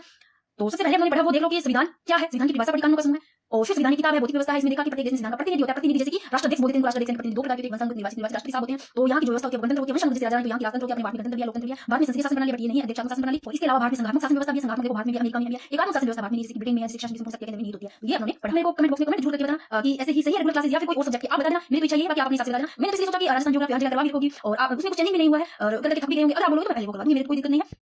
राधे राधे सभी को। तो दोस्तों आज की क्लास सभी के लिए बहुत ज्यादा महत्वपूर्ण रहने वाली है, क्योंकि ये टॉपिक कॉमन है, सभी में है, लगभग जिनके भी है आप देख लेना। और मैं पूरे विस्तार से कराऊंगी दोस्तों, बिल्कुल बेसिक से लेकर डीपली चलेंगे अपने। तो इससे पहले दोस्तों मैंने जो एक क्लास अपलोड की थी, क्योंकि उसमें मैंने बिल्कुल बेसिक चीजें बताई है, आप अगर वो क्लास नहीं देखोगे तो आपको समझ में नहीं आने वाला। तो इससे पहले वाली क्लास जो देखना, बाकी मैं आज प्लेलिस्ट बना दूंगी दोस्तों। तो आपको बिल्कुल बेसिक से चलना है, तो आप पहले वाली तो जरूर क्लास देखना। बाकी अपने थोड़ा देख लेंगे इसमें कि इससे पहले क्या पढ़ा। जैसे ये करेंगे, जैसे आज मान लो अपनी क्लास करने पढ़ रहे हैं ये वाला, तो इससे पहले जो पढ़ा है उसका 5 मिनट रिवीजन करेंगे, ओनली 5 मिनट, ताकि आप यानी कि याद रखने का तरीका ये होता है दोस्तों, कोई भी चीज पढ़ते हो तो उसको रिकॉल करना जरूरी होता है। आपको शायद हो ना हो टाइम, पर मेरी कोशिश ये जरूर रहेगी कि जो पहले पढ़ा है उसका 5 मिनट रिवीजन हो जाएगा, 5 नहीं तो 2 मिनट कर लेंगे, ज्यादा नहीं, एक बार। तो एक बार देख लेते हैं दोस्तों, इससे पहले हमने क्या पढ़ा है, फिर अपने रेगुलर आज क्लास स्टार्ट हो जाएगी, आज क्लास चलेगी, क्योंकि अपने संविधान से स्टार्ट करेंगे, काफी अच्छे क्वेश्चन बनते हैं यहाँ से। बाकी एक संवैधानिक विकास वो अलग टॉपिक, उसको अलग से करेंगे, तो संवैधानिक विकास को अलग से करेंगे। आपने क्या पढ़ा दोस्तों कि संविधान है क्या, ठीक है, कानून का समूह है, परिभाषा देखी, फिर देखा कि संविधान की किताब है यानी कि भौतिक वस्तु है, प्रत्येक देश में संविधान का क्या होता है, प्रतिनिधि होता है, प्रतिनिधि बोले तो यानी कि राष्ट्राध्यक्ष। अब राष्ट्राध्यक्ष को दो प्रकार के मैंने बताया कि एक वंशानुगत होते हैं, एक वंशानुगत नहीं होते, निर्वाचित होते हैं। निर्वाचित कौन होते हैं, राष्ट्रपति साहब होते हैं। तो यहाँ जो राष्ट्रपति निर्वाचित होते हैं, व्यवस्था कौन सी होती है, गणतंत्र होती है। जो वंशानुगत होती है जैसे राजा होती है, तो यहाँ पर जो व्यवस्था होती है तो राष्ट्रतंत्र होती है। तो अपने भारत में गणतंत्र है, लोकतंत्र है और संसदीय शासन प्रणाली अपने भारत में है। मैंने ये सारा समझाया था। और ये सेम टू सेम ऐसी कैसी एनसीईआरटी बुक में ये परिभाषा दी है। लोकतंत्र क्या है, शासन व्यवस्था में जनता की भागीदारी होनी चाहिए, ये लोकतंत्र है। इसमें प्रत्यक्ष और अप्रत्यक्ष दो प्रकार से शासन व्यवस्था में होता है कि शासन की शक्तियों का प्रयोग जनता खुद करती है, स्वयं करती है, तो वो होता है प्रत्यक्ष और अप्रत्यक्ष, यानी कि शासन की शक्तियों का प्रयोग जनता खुद नहीं करके जनता के प्रतिनिधि करेंगे, जैसे कि ग्राम पंचायत जनता स्वयं करेगी, यानी कि ग्राम सभा। और मैंने ये भी बताया कि ग्राम सभा है, ग्राम सभा में कौन होते हैं और ग्राम पंचायत में कौन होते हैं, आप बताना आप किसमें कौन शामिल होते हैं। फिर दोस्तों हमने देखा कि संसदीय शासन प्रणाली भारत में दोस्तों जो अध्यक्षात्मक शासन प्रणाली है ये भारत में नहीं है। जैसे इसमें क्या होता है, इसमें तो देखो ये दो ही कार्यपालिका होती है, इधर नाम मात्र के प्रमुख मैंने बताया कि केंद्र में जैसे राष्ट्रपति है, राज्य में राज्यपाल है, यानी कि ये जितने भी सारे काम होंगे ना दोस्तों वो नाम से तो इनके होंगे, बताएंगे कौन ये करेंगे। जैसे केंद्र में राष्ट्रपति के नाम से हो रहे हैं तो प्रधानमंत्री करेंगे केंद्र में, तो फिर वास्तविक प्रमुख होंगे ये नाम मात्र होंगे। जैसे राज्य में अगर राज्यपाल के नाम से हो रहे हैं, यानी कि आप कह सकते हैं ना कि एक प्रकार से डबल काम करते हैं, तो फिर राज्यपाल राज्य में राज्यपाल इनके नाम से हो रहे हैं तो काम करने वाले कौन होते हैं, मुख्यमंत्री तो ये होंगे दोस्तों वास्तविक प्रमुख। फिर मैंने इधर देखो दो ही कार्यपालिका होगी ना, इधर केंद्र में राष्ट्रपति है तो इधर प्रधानमंत्री वास्तविक प्रमुख। क्या आप लोगों ने देखा है कि अमेरिका में कभी प्रधानमंत्री होता है नहीं, तो यहाँ पर राष्ट्रपति होते हैं, तो ये अध्यक्षात्मक शासन प्रणाली। इसमें क्या होता है दोस्तों, दो ही कार्यपालिका का अभाव होता है। अब सत्य से में कैसे पूछा जा सकता है कि संसदीय शासन प्रणाली है, दो ही कार्यपालिका होती है, नहीं होती पूछा जा सकता है कि अध्यक्षात्मक शासन प्रणाली ऐसे आ सकता है कि दो ही कार्यपालिका होती है, नहीं इसमें भाग होता है, इसमें उत्तरदायित्व का भी भाग होता है। तो ये बीच में पूछी जा सकती है, तो आप इनको बेसिक जो जरूरी है क्लियर करना। फिर मैंने बताया कि एकात्मक शासन व्यवस्था ये भी भारत में नहीं है, तो ये कहां है, देखो शासन की संपूर्ण शक्तियां केंद्र में नहीं होती है, एकात्मक शासन व्यवस्था जैसे कि ब्रिटेन, तो ये अपने भारत में नहीं, तो भारत में कौन सी है, मैंने बताया कि भारत में गणतंत्र लोकतंत्र होता है। और कौन सी शासन व्यवस्था है, संघात्मक शासन व्यवस्था है, संसदीय है। तो केंद्र में राज्य में शक्तियों उनका स्पष्ट विभाजन, जैसे कि भारत और अमेरिका, तो संघात्मक ये भारत में भी अमेरिका में। फिर मैंने क्वेश्चन पूछा था कि इनमें से भारत में कौन सी व्यवस्था है, तो लोकतंत्र है दोस्तों, गणतंत्र है, मैं भी बताया कि संघात्मक भी है, संसदीय शासन व्यवस्था भी मैंने बताई थी, ये दो ही होती है। और जो अध्यक्षात्मक शासन प्रणाली होती है उसमें दो ही कार्यपालिका का भाग होता है, बट जो संसदीय शासन प्रणाली होती है ये दो ही कार्यपालिका होती है। तो ये सेकंड नंबर वाला इसमें सही था। बाकी मैंने ये समझाया कि विधेयक बिल क्या होता है, अधिनियम जो एक्ट होता है वो क्या होता है, जैसे सारे मैंने समझा दिए थे। फिर मैंने बताया कि संघ सरकार और राज्य सरकार के बारे में समझाया कि संघ यानी कि केंद्र में भाग 5 और आर्टिकल इसमें आते हैं 52 से 151, राज्य सरकार भाग 6 आर्टिकल 152 से 237। फिर मैंने इसमें आप सबको बताया था कि इसमें जो अंग है संघ सरकार की कार्यपालिका व्यवस्था, कार्यपालिका कानून को लागू करना और इनका यानी कि कानून को निर्माण करना, न्यायपालिका का कानून की जांच करना। तो इस कार्यपालिका में यानी कि संघ में केंद्र में कार्यपालिका में कौन आते हैं, राष्ट्रपति, उपराष्ट्रपति, प्रधानमंत्री, मंत्री, महान्यायवादी। इधर कार्यपालिका में महान्यायवादी, इधर होंगे राज्य में महाधिवक्ता। फिर मैंने कहा व्यवस्थापिका में संसद होती है जो कि केंद्र में, कहां संघ में व्यवस्थापिका में संसद होती है, तो राज्य सरकार में कौन सी व्यवस्थापिका में विधानमंडल होगी, तो संसद में राष्ट्रपति, राज्यसभा, लोकसभा, और तो फिर इस विधानमंडल के राज्यपाल और विधानसभा और विधान परिषद यानी व्यवस्थापिका के। फिर मैंने कहा कि संघ सरकार में न्यायपालिका में उच्चतम न्यायालय होता है, तो इधर कौन सा होगा, इधर होगा उच्च न्यायालय, अधीनस्थ न्यायालय। तो दोस्तों व्यवस्थापिका यानी कि राज्य सरकार में विधानमंडल है तो इधर राज्यपाल, विधानसभा, विधान परिषद। तो मैंने बताया कि अपने जो विधान परिषद है ये नहीं है विधानसभा। अगर विधान परिषद अगर ये मैं क्वेश्चन पूछूं आप बताना कि विधान परिषद एक है या नहीं, और ये भी बताना कि विधान परिषद का गठन करें तो कैसे होता है। ये लिखा है कि अनुच्छेद 169 इसके अकॉर्डिंग विधान परिषद के गठन प्रस्ताव किसने किया है, और उसने मैंने बता दिया था, ये भी बता दिया कौन पूर्ति क्या होती है। लोकसभा राज्यसभा में जो कौन एक बटा 10 इधर मैंने एक बटा 3 का जो कौन पूर्ति इनका होता है, एक तरफ लिखा था कि आपको पढ़ने में कोई दिक्कत ना आए। अब चलते हैं दोस्तों यहाँ से स्टार्ट करते हैं। सबसे पहले अपने देखते हैं कि मैंने एक तरफ ये सारे लिख रखे हैं, क्योंकि एक जगह लिखने से आपको याद भी एक जगह सारी याद करनी है, और अगर मिलान से ऐसे आते हैं ऐसे कुछ भी पूछा जा सकता है तो आपको ये सारे याद होते हैं संघ और ये सब तो आप सही कर सकते हो क्वेश्चन को। अब दोस्तों एक चीज है कि ब्रिटिश काल में ऐसे कौन कौन भारतीय लोग थे जिन्होंने ये मांग करी थी कि भारत में एक क्या होनी चाहिए, एक संविधान सभा का गठन होना चाहिए। तो ये मैंने सारे के सारे लिख रखे हैं एक तरफ, फिर मैंने यहाँ विस्तार से लिख रखा है। तो अब इनको पढ़ते हैं दोस्तों कि ब्रिटिश काल में ऐसे कौन कौन से भारतीय लोग थे। दोस्तों ये सारे भारतीय लोग हैं जिन्होंने ये मांग करी थी कि भारत में एक संविधान सभा का गठन होना चाहिए। तो सबसे पहले यानी कि पहली बार मांग करने वाले कौन है, ध्यान रखना, बाल गंगाधर तिलक पहली बार मांग करने वाले। मैं यहाँ पर हाईलाइट कर देती हूँ, आपको एक एक चीज ध्यान रखनी है। डेट देखो 1895 में बाल गंगाधर तिलक द्वारा कहा, ध्यान रखना, मुंबई में। वैसे बाल गंगाधर, वैसे मुंबई में स्वराज विधेयक पर बोलते हुए सबसे पहले सर्वप्रथम संविधान के गठन की मांग करने वाले बाल गंगाधर तिलक। कब? 1895 में। कहा? बंबई में। और ये मांग कौन सी थी, ध्यान रखना, अनौपचारिक मांग थी। ठीक है, तो सबसे पहले क्या पढ़ा, एक बार तो आप ध्यान रखो कि 1895 से चलो, 1895 में नाम ध्यान रखना बाल गंगाधर तिलक। सबसे पहले बाल याद रखो, बाल, फिर बाल के बाद में मदन याद रखो। 1918 मदन मोहन मालवीय। कैसे याद कर लो, 18 ऐसे लो, कैसे ले लो, मार, कुछ भी अपने माइंड में बिठा लो। बाल गंगाधर तिलक 1895 में, 1918, फिर 18 के बाद 1918 में मदन मोहन मालवीय, फिर 1922 महात्मा गांधी, 22 दो गांधी, कैसे याद करो, है ना। 1924 में तेज बहादुर सप्रू, यानी कि 24 में, पीछे 24 में 4 है, तेज में तय भी अपने को ऐसे उल्टा लिखने चार की तरह लगेगा। फिर से याद करो 1895 में बाल गंगाधर तिलक, 1918 मदन मोहन मालवीय, मार्च से 28 याद करो, 22 महात्मा गांधी, 1924 में तेज बहादुर सप्रू, 1934 एम एन राय, 1938 पंडित जवाहरलाल नेहरू। ये डेट याद होनी चाहिए, इसी प्रकार में क्वेश्चन बना करके टेलीग्राम पे डालूंगी ताकि आपको याद रहती है। अब इन सब देखते हैं, ये वो है सारे के सारे ब्रिटिश काल में जो कि भारतीय लोग हैं, ये जिन्होंने मांग करी थी कि भारत में क्या होना चाहिए, संविधान सभा का गठन होना चाहिए। सारे भारतीय पहले पहले पूछे कौन से, सर्वप्रथम संविधान सभा की मांग गठन करने वाले, गठन की मांग करने वाले 1895 में बाल गंगाधर तिलक। कौन सी मांग थी, अनौपचारिक मांग थी। तो अब दूसरे देखो सेकंड नंबर 1918 में मदन मोहन मालवीय द्वारा भारतीय लोगों के आत्मनिर्णय की मांग की, यानी कि मदन मोहन मालवीय द्वारा देखो भारतीय लोगों के आत्मनिर्णय की मांग की, यानी कि कम से कम ऐसी व्यवस्था हो जिसमें कि भारत के जो लोग हैं ये अपना खुद निर्णय ले सके। लाइट चली गई है, आत्मनिर्णय यानी कि खुद निर्णय ले सके। फिर देखो याद हुआ 1895 में बाल गंगाधर तिलक, और मांग सबसे पहले करने वाले कौन सी मांग, अनौपचारिक। सेकंड नंबर 1918 में मदन मोहन मालवीय द्वारा और आत्मनिर्णय, भारतीय लोगों के आत्मनिर्णय की मांग की। ठीक है, फिर 1922 में महात्मा गांधी ने इनकी पत्रिका धारणा, महात्मा गांधी की यंग इंडिया, इसमें लिखा कि भारत के लोगों का राजनीतिक भविष्य स्वयं भारतीय तय करेंगे। अब ये सारे के सारे क्या मांग रहे हैं दोस्तों, सारे के सारे ये मांग रहे हैं कि भारत में एक संविधान सभा का गठन हो। ये कौन कौन है याद रखना है, सबसे पहले 1895 में बाल गंगाधर तिलक, 1918 में मदन मोहन मालवीय, 1922 में महात्मा गांधी, 1924 में ये भी करते हैं संविधान सभा के गठन की मांग कौन, तेज बहादुर सप्रू। फिर 1928 में दोस्तों कौन आते हैं, 1928 में ध्यान रखना, बर्केनहेड। ये बर्केनहेड क्या कहते हैं,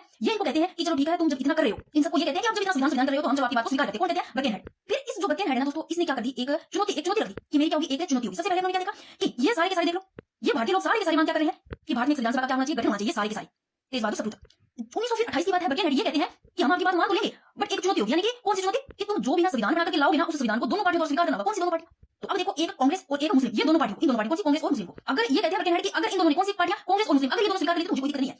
अब क्या देखा, इतनी चीज बिल्कुल मैं नॉर्मल बता रही हूँ कि सबसे पहले 1895 में बाल गंगाधर तिलक द्वारा कहा, एक चीज याद रखना, बिल्कुल इसी तरीके से पढ़ रहे हैं, बाल गंगाधर तिलक द्वारा बंबई में कहा, किस पर, स्वराज विधेयक पर बोलते हुए सबसे पहले संविधान सभा के गठन की मांग करने वाले बाल गंगाधर तिलक। मांग कौन सी थी, अनौपचारिक मांग थी। फिर 1918 में मदन मोहन मालवीय द्वारा भारतीय लोगों के आत्मनिर्णय की मांग की, यानी कि कम से कम कैसी व्यवस्था हो, ऐसी व्यवस्था हो जिसमें भारत के खुद अपना निर्णय ले सके लोग। ठीक है, फिर 1922 में महात्मा गांधी, 22 महात्मा गांधी, इन्होंने इनकी पत्रिका कौन सी, यंग इंडिया, इसमें लिखा कि भारतीय लोगों का राजनीतिक भविष्य स्वयं यानी कि खुद भारतीय तय करेंगे। फिर 1924 में तेज बहादुर सप्रू, इन्होंने भी संविधान सभा के गठन की मांग की। तो ये सारे के सारे भारतीय संविधान सभा की मांग करने वाले। फिर 1928 में ये एक जो चुनौती रखते हैं, फिर बर्केनहेड की जो चुनौती थी, इन्होंने जो चुनौती थी उस चुनौती को स्वीकार करते हुए कौन, मोतीलाल नेहरू की अध्यक्षता में एक नेहरू कमेटी का गठन किया गया, और इनके द्वारा जो नेहरू रिपोर्ट तैयार की गई, जो भारत के संविधान निर्माण का पहला प्रयास था दोस्तों। इसलिए नेहरू रिपोर्ट को ये ध्यान रखना, संविधान स्वराज संविधान भी कहा गया, वेरी वेरी इंपॉर्टेंट, कि जो इन्होंने चुनौती दी थी उस चुनौती को स्वीकार करते हुए जो मोतीलाल नेहरू है दोस्तों, इसकी अध्यक्षता में एक किस कौन सी कमेटी का गठन किया गया, नेहरू कमेटी का गठन किया गया। और इसके द्वारा जो नेहरू रिपोर्ट तैयार की गई, जो भारत के संविधान निर्माण का ये पहला ही प्रयास था दोस्तों, इसलिए नेहरू रिपोर्ट को स्वराज संविधान भी कहा गया। ये इंपॉर्टेंट लाइन है, अब very very important line note लगा के आप लिख लेना चाहिए कि मुस्लिम लीग ने नेहरू रिपोर्ट को ऐसा आपको चल सकता है कि इन्होंने जो ये नेहरू रिपोर्ट थी इसको स्वीकार कर दिया था, क्योंकि इन्होंने कहा था कि जो दोनों पार्टियां हैं, कांग्रेस और मुस्लिम लीग, अगर ये दोनों की दोनों क्या करते स्वीकार करते तब तो मुझे कोई दिक्कत नहीं है, बट मुस्लिम लीग ने क्या कर दिया था, नेहरू रिपोर्ट को स्वीकार कर दिया था। इसके विरोध में मोहम्मद अली थे, मोहम्मद अली जिन्ना, इनके द्वारा दोस्तों ध्यान रखना, वेरी वेरी इंपॉर्टेंट लाइन, कि इसके विरोध में मोहम्मद अली जिन्ना द्वारा 14 सूत्रीय मांग पत्र जारी किया गया। मैं इसको हाईलाइट कर देती हूं। अब दोस्तों ये 14 सूत्रीय जो मांग पत्र जारी किया था, इसको अगर कांग्रेस स्वीकार नहीं करे, और कांग्रेस की जो कौन सी रिपोर्ट थी,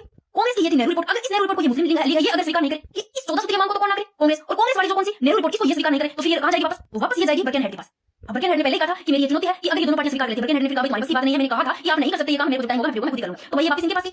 आगे देखो कि 1934 में कौन, एम एन राय, यानी कि मानवेंद्र नाथ राय का नाम याद रख सकते हैं। 1934 में एम एन राय ने व्यक्तिगत रूप से औपचारिक रूप से व्यक्तिगत रूप से संविधान सभा के गठन की मांग की। 1934 में कौन करते हैं, एम एन राय करते हैं, वो भी औपचारिक रूप से। फिर 1938 में पंडित जवाहरलाल नेहरू ने संविधान सभा का गठन वैश्विक मताधिकार इसके आधार पर करवाने की मांग की। यानी कि अब तक उन्होंने क्या देखा, ये सारे के सारे भारतीय लोग ब्रिटिश काल में जो ये सारे अपने भारतीय लोग हैं, इन्होंने मांग करी थी क्या, कि भारत में संविधान सभा का गठन होना चाहिए।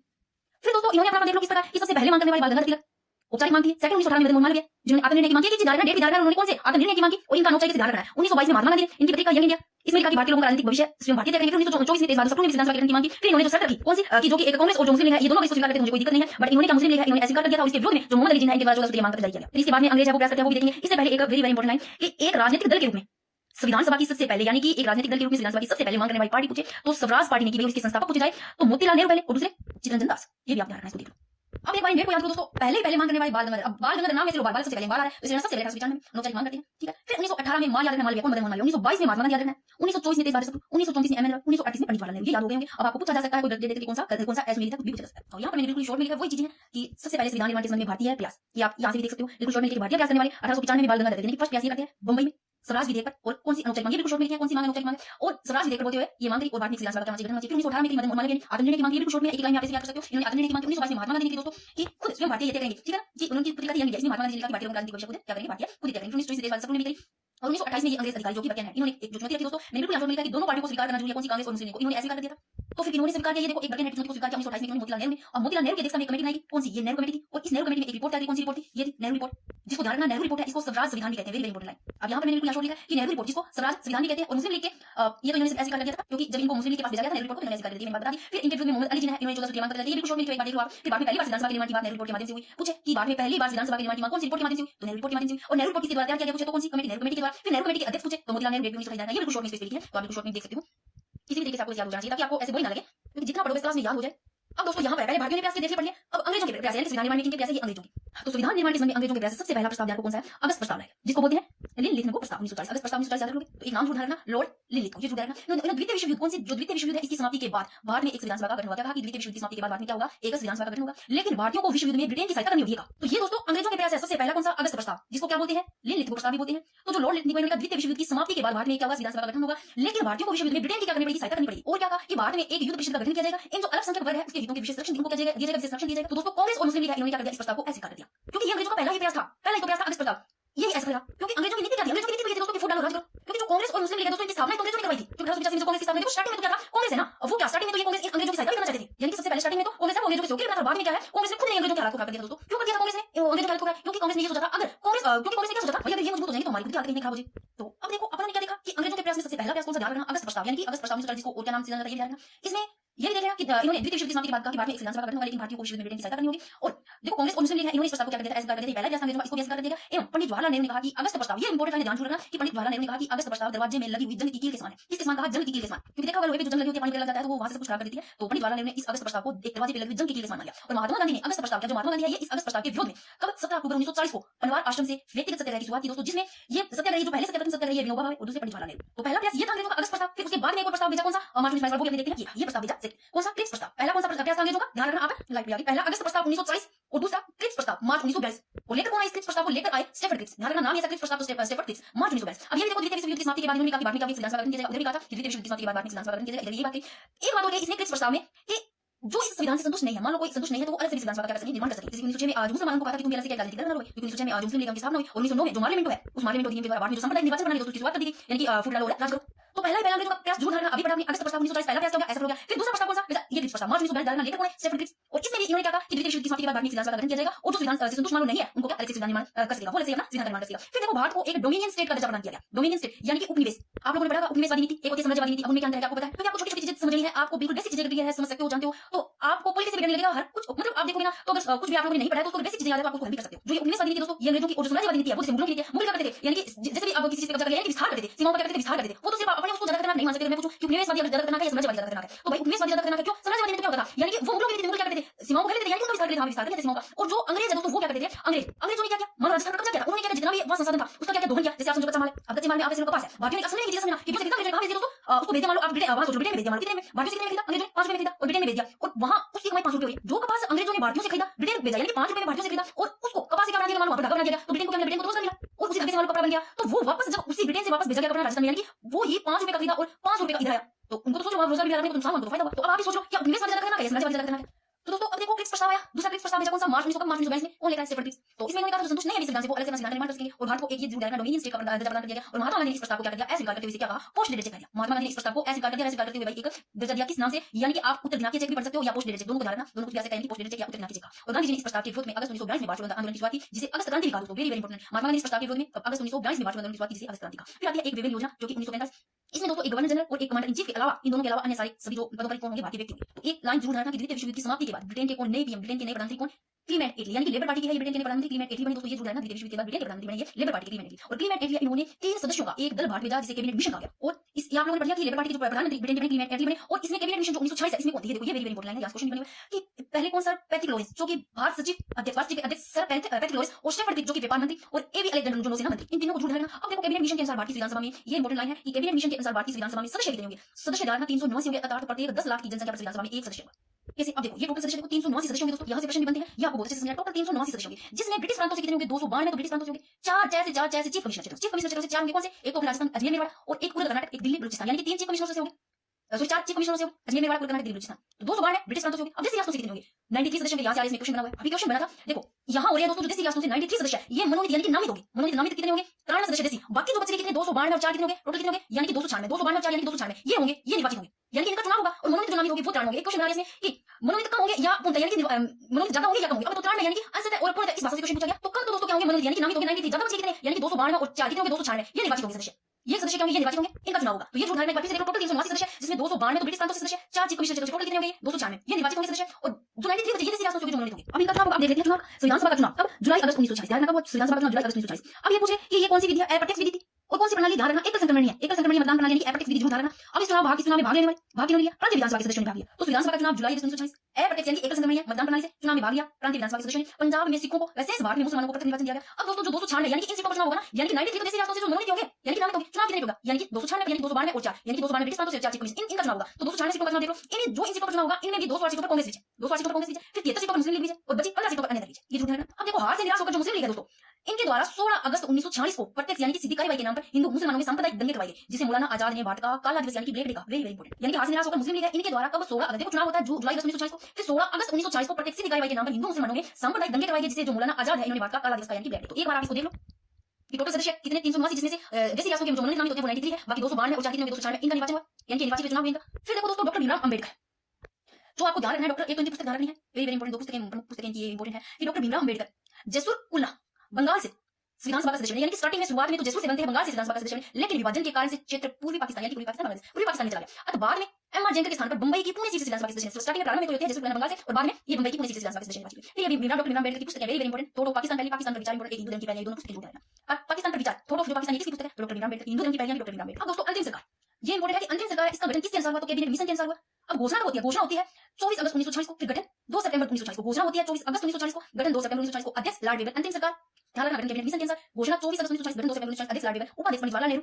और सदस्य देखो टोटल सदस्य तो है 14, जिसमें से 9 कांग्रेस से 5 मुस्लिम लीग से। अब मैंने मुस्लिम लीग के अगर लिखे हैं, अगर आते हैं एक जगह की मुस्लिम लीग वाले कौन से वापस नाम से पहचान पढ़ना जरूरी है, यानी कि इसमें जो सदस्य थे टोटल 14 से 9 थे वो कांग्रेस से। कांग्रेस वाले कौन से देखो, सबसे पहले पंडित जवाहरलाल नेहरू उपाध्यक्ष, पंडित जवाहरलाल नेहरू, फिर सरदार पटेल, डॉक्टर राजेंद्र प्रसाद, बलदेव सिंह, बाबू जगजीवन राम, आसफ अली, सीएस भाभा, राजगोपालाचारी, जो बताइए है कांग्रेस के 9। फिर 5 मुस्लिम लीग, लियाकत अली खान जो वित्त मंत्री, लियाकत अली खान, गजेंद्र अली, अब्दुल रहीफ मिस्टर, जोगेंद्र नाथ मंडल, आई चंडीगढ़, यानी कि ये 5 हो गए मुस्लिम लीग के 5 और ये 9 हो गए कांग्रेस के टोटल 14। तो अंतिम सरकार कैबिनेट मिशन के अनुसार गठन होता है, गठन होता है 2 सितंबर 1940 को, घोषणा कब हुई थी 24 अगस्त को, ठीक है। और अध्यक्ष लॉर्ड वेवन, उपाध्यक्ष पंडित जवाहरलाल नेहरू। तो ये आप थोड़ा सा देख लेना दोस्तों, बाकी करेंगे नेक्स्ट क्लास में।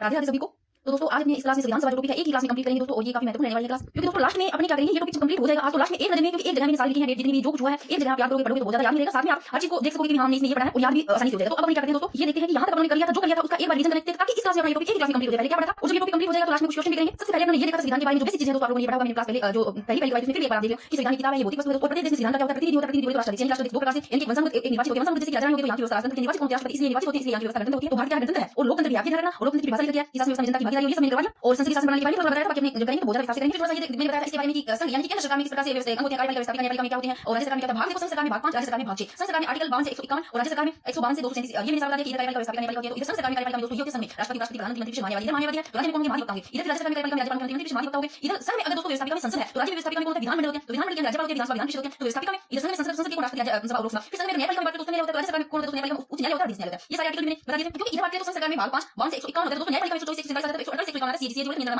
मालिका या परिषद। और अब एक चीज आपको याद रखनी है कि मैंने यहाँ पर एक जगह लिखा था, थोड़ा सा ध्यान रखना कि जो कौन गवर्नमेंट मैंने बताया कि लोकसभा राज्यसभा विधानसभा विधान परिषद इनकी एक जगह की क्या होती है 1/10। तो ये जो ऊपर की है ग्राम सभा, आप इसको किसी तरीके से याद रखना, अलग लिखना कि इसकी 1/10 बाकी तो बच गए, यानी कि ग्राम सभा को छोड़कर बाकी सभी की गवर्नमेंट की 1/10 होती है, आपको याद है। मैं यहाँ पे इसको थोड़ा हाईलाइट करके अलग लिख देती हूं, शायद अब नहीं बोलोगे। देखो यहाँ अगर आता है गवर्नमेंट से आपको पूछा जाता है, क्वेश्चन नहीं होगा, क्योंकि देखो 1/10 है और 1/1 तो आपको कैसे याद रहेगा, ग्राम सभा को छोड़कर बाकी सभी का 1/10 है, ग्राम सभा में नौकरी वाली का 1/10 बाकी और 1/10 लोकसभा राज्यसभा विधानसभा विधान परिषद। तो लोकसभा राज्यसभा इसको मिली अंश है, अंश 100 है और 179 के शो, ये 179 अंश है, ये कौन 1/10 हो गया, 1/3 की ग्राम पंचायत समिति होगी, जिला परिषद नगरपालिका नगर परिषद नगर निगम, इनका 1/3 ग्राम सभा 1/10। अब लोगे फिर आपने देखा दोस्तों ये फिर लास्ट में मैंने शानदार तरीके से एक जगह सारी ये करने के बाद आप वो पढ़ोगे तो सीधा माइंड में बैठ जाएगा। पहले आपको चाहे याद ही ना हो, जब अपने रेगुलर ऐसे पढ़ रहे हैं ना, हो सकता है क्लास में आपको याद हो जाए पढ़ाने से, अगर नहीं होते तो लास्ट में आप जब रिवीजन करोगे तो वहां पर एक जगह आपको याद हो जाएगी। तो लास्ट में क्वेश्चन देखेंगे दोस्तों। तो सबसे पहले हमने क्या देखा कि यहाँ पर संविधान निर्माण के संबंध जो भारतीय प्रयास के उनके देखे कि सबसे पहले मांग करने वाले यानी कि कौन सी भारतीय विधानसभा का गठन होना चाहिए, ये मांग जो अनौपचारिक मांग करने वाले सबसे पहले 1895 याद रखना, 1895 में कौन करते हैं, फर्स्ट मांग बाल गंगाधर तिलक, बाल से फर्स्ट नंबर बाल से लोग तो बाल से बाल गंगाधर तिलक, बाल से मुंबई में किस पर बोलते हैं, स्वराज विधेयक पर बोलते हैं, कौन सी मांग है, औपचारिक अनौपचारिक मांग है दोस्तों। फिर देखो सेकंड नंबर पर कौन मांग करते हैं, पहले 1895 बाल गंगाधर तिलक, 1918 18 डेट आती है तब आपको माल याद रखना, 18 माल यानी मदन मोहन मालवीय से आगे जाएगा। कौन सी मांग करके आत्मनिर्भर की मांग करते हैं। फिर 1922 आते हैं महात्मा गांधी। इनकी पत्रिका है ये इंडिया गांधी की बात के लोगों की राजनीतिक भविष्य क्या रहेगी भारतीय स्वयं क्या रहेगी। ठीक है 1924 से देश भारत पढ़ लिया था आपने।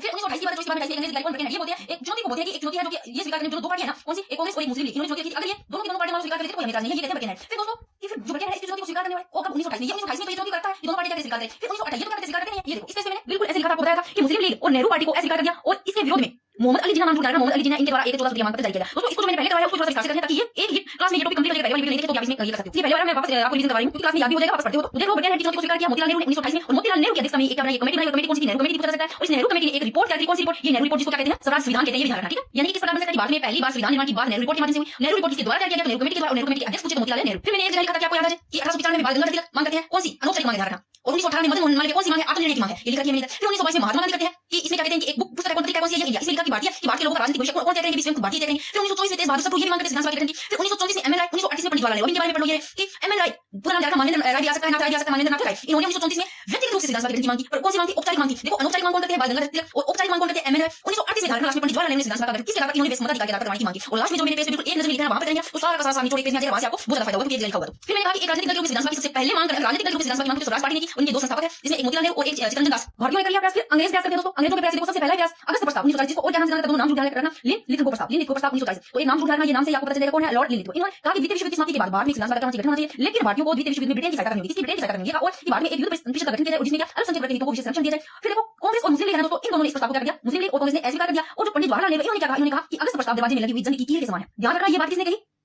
ये पंडित जवाहरलाल नेहरू ने कहा था कि अगस्त प्रस्ताव के बारे में अगस्त प्रस्ताव क्या है दरवाजे में लगी हुई जंग की कील के समान है। फिर महात्मा गांधी ये डेट झूठ रखना कि महात्मा गांधी ने इस अगस्त प्रस्ताव के विरोध में कब डेट झूठ रखना 17 अक्टूबर 1940 अगस्त प्रस्ताव अगस्त 1940। फिर महात्मा गांधी की डेट 17 अक्टूबर 1940 को पनवार आश्रम महाराष्ट्र से व्यक्तिगत सत्याग्रह की शुरुआत की जिसमें ये दो सत्याग्रह विनोबा भावे और सेकंड पंडित जवाहरलाल नेहरू याद रखना। तो पहला प्रयास ये था अंग्रेजों का अगस्त प्रस्ताव दूसरा प्रस्ताव क्रिप्स प्रस्ताव मार्च 1942 डेट साथ याद रखना पहले अगस्त प्रस्ताव अगस्त 1940 क्रिप्स प्रस्ताव मार्च 1942 लेकर आने वाले स्टेफर्ड क्रिप्स क्योंकि इन्होंने भी कहा कि द्वितीय विश्व युद्ध की समाप्ति के बाद भारत में विधानसभा का गठन किया जाए एवं जो इस संविधान से ये कह रहे थे कि जो संविधान से मुसलमानों को संतुष्ट नहीं है तो अलग से संविधान नहीं मान सकते ये बात नहीं कही। फिर इन्होंने भारत को एक डोमिनियन स्टेट का दर्जा प्रदान किया डोमिनियन यानी उपनिवेशवाद और महात्मा गांधी ने इस प्रस्ताव को अस्वीकार करते हुए क्या कहा पोस्ट डेटेड कहा यानी उत्तर दिनांकीय चेक। फिर गांधी जी ने इस प्रस्ताव के विरोध में देखो अगस्त 1942 में बाढ़ छोड़ो आंदोलन की शुरुआत की जिसे अगस्त क्रांति कहा जाता है ये ध्यान रखना। तो क्रिप्स प्रस्ताव मार्च 1942 में लेकर आए वाले स्टेफर्ड क्रिप्स और इन्होंने कहा कि जो इस संविधान से संतुष्ट नहीं हो संविधान नहीं मान सकते और भारत को एक डोमिनियन स्टेट का दर्जा दिया गया। ठीक है महात्मा गांधी ने इस प्रस्ताव को अस्वीकार करते हुए ये कहा जा रहा और गांधी जी है इन्होंने महात्मा गांधी इन्होंने इस जो प्रस्ताव है इस विधि के विरोध में अगस्त 1942 में बाढ़ आंदोलन की शुरुआत की थी झारखंड क्रांति का। फिर आती है वेवेल योजना 1945 धारणा पहले अगस्त प्रस्ताव 1940 फिर क्रिप्स प्रस्ताव 1942 मार्च 1942 वेवेल योजना 1945 गवर्नर जनरल व कमांडर इन चीफ इनके अलावा दोस्तों अन्य सभी पदों पर होंगे भारतीय व्यक्ति होंगे और द्वितीय विश्व युद्ध की समाप्ति के बाद ब्रिटेन के नए प्रधानमंत्री पीएम कौन थे क्लीमेंट एटली जो कि लेबर पार्टी के और क्लीमेंट एटली ने इन्होंने 3 सदस्यों का एक दल भारत भेजा दोस्तों जिसे क्या कहा कैबिनेट मिशन का ये कौन से 3 सदस्यों का ये तीनों के तीनों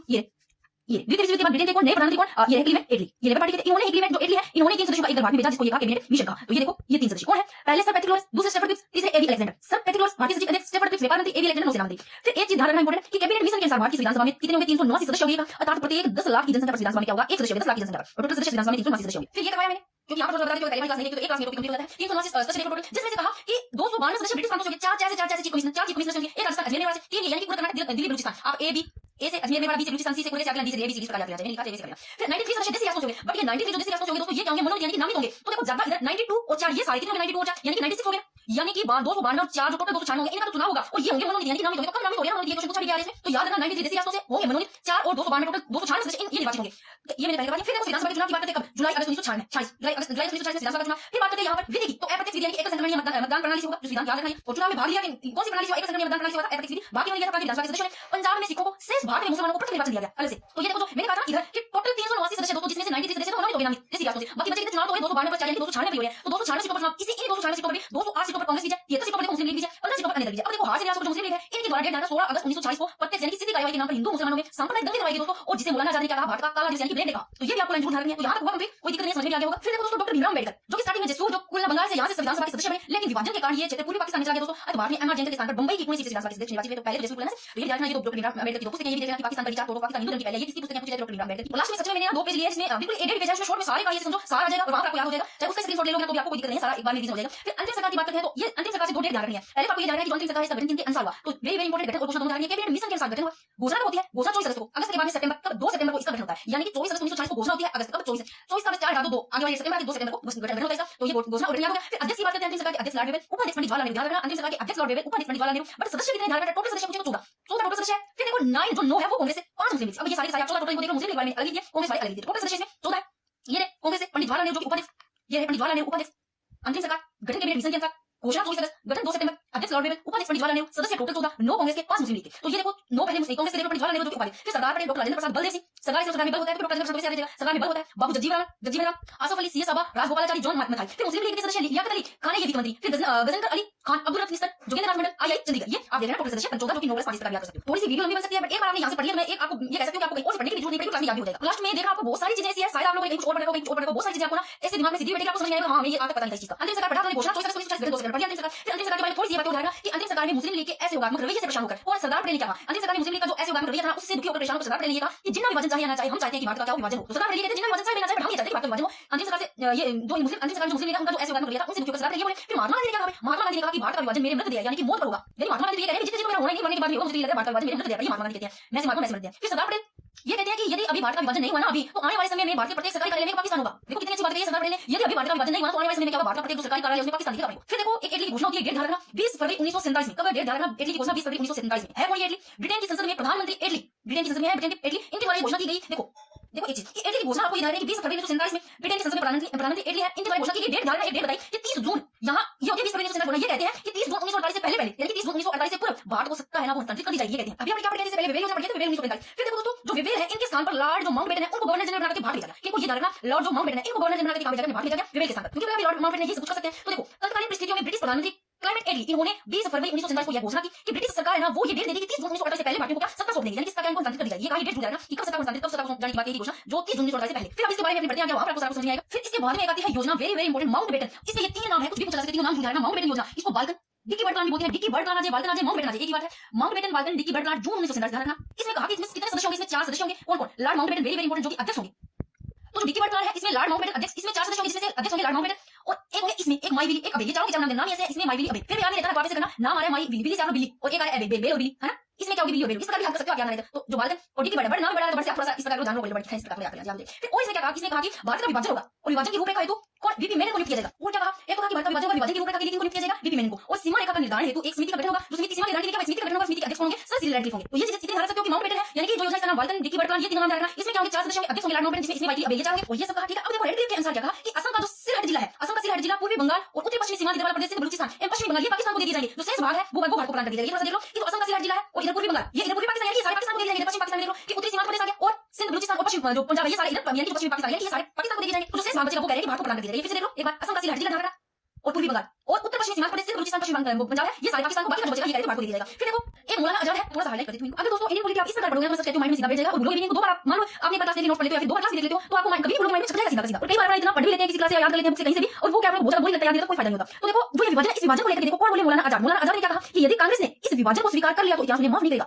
मौलाना आजाद बोलते हैं कि कांग्रेस है ना अगर इस विभाजन को स्वीकार कर लिया तो क्या इतिहास उन्हें माफ नहीं करेगा। फिर पंडित जवाहरलाल नेहरू क्या बोलते हैं इस विभाजन को लेकर, इन्होंने कहा कि रोज किसी दर्द से अच्छा है किसी को अलग ही गवा दिया जाए। बोलो जवाहरलाल नेहरू कैसे को भी लगा रोज से दर्द से ठीक है। फिर खान अब्दुल गफ्फार खान क्या बोलते हैं, तो ये बोलते हैं कि इन्होंने पठानों हेतु अलग अलग से इन्होंने पठानों हेतु अलग से अफगानिस्तान की गठन की मांग की। जब इसे अस्वीकार कर दिया तो इन्होंने कहा कि कांग्रेस ने मेरे आंदोलनों को बेड़ियों के आगे रख दिया। यानी यहाँ पे क्या किया कि भारत को इस प्रकार दे दो, ये पाकिस्तान यहाँ पे क्या देख लो आपने पढ़ा कि माउंटबेटन योजना बाल्कन डिक्की बर्ड प्लान इसमें 4 बताइए आपको सदस्य, इसमें एक अध्यक्ष लॉर्ड माउंटबेटन, बाकी 3 इसमें वाइली और अबे यानी सदस्य टोटल अध्यक्ष 4 हो गए। फिर ये मैंने बताया कि इसमें क्या क्या भारत का विभाजन होना चाहिए, विभाजन की रूपरेखा हेतु किनको नियुक्त किया गया, ये रूपरेखा के लिए वीपी मेनन को किया गया और सीमा रेखा निर्धारण हेतु एक समिति का क्या गठन होगा जिसके अध्यक्ष सर सिरिल रैडक्लिफ हो गए। यहाँ पे पूरी रूपरेखा क्या होगी, क्या होगी, ब्रिटेन की संसद में कानून पारित होगा। फिर भारत जो स्वतंत्रता अधिनियम 1947 को देखते हैं, मुझे लगता है इतना बताया कि आपको समझ में ना आया होगा, आगे होगा लास्ट में जब आपको सारे का एक जगह आपको रीजन मिल जाएगा तब आपको सीधा माइंड में चल जाएगा। एक बार आप इनको पढ़ लो जैसे बता रही हूं। फिर देखो भारतीय स्वतंत्रता अधिनियम 1947 वेरी वेरी इंपॉर्टेंट। अब इसमें आपको क्या ध्यान है, 2 डेट ध्यान रखनी है भारतीय स्वतंत्रता अधिनियम 1947। एक तो देखो कि ब्रिटेन की संसद में पेश कब हुआ और पारित कब हुआ, दोनों डेट ध्यान रखनी है। यानी कि किसके अनुसार, जो अभी पढ़ा माउंटबेटन योजना के अनुसार भारतीय स्वतंत्रता अधिनियम 1947 जो कि माउंटबेटन योजना के अनुसार ये जो अधिनियम है दोस्तों डेट ध्यान रखा 4 जुलाई 1947। भारतीय स्वतंत्रता अधिनियम 1947 कब डेट 4 जुलाई 1947 को ब्रिटिश संसद में प्रस्तुत किया गया।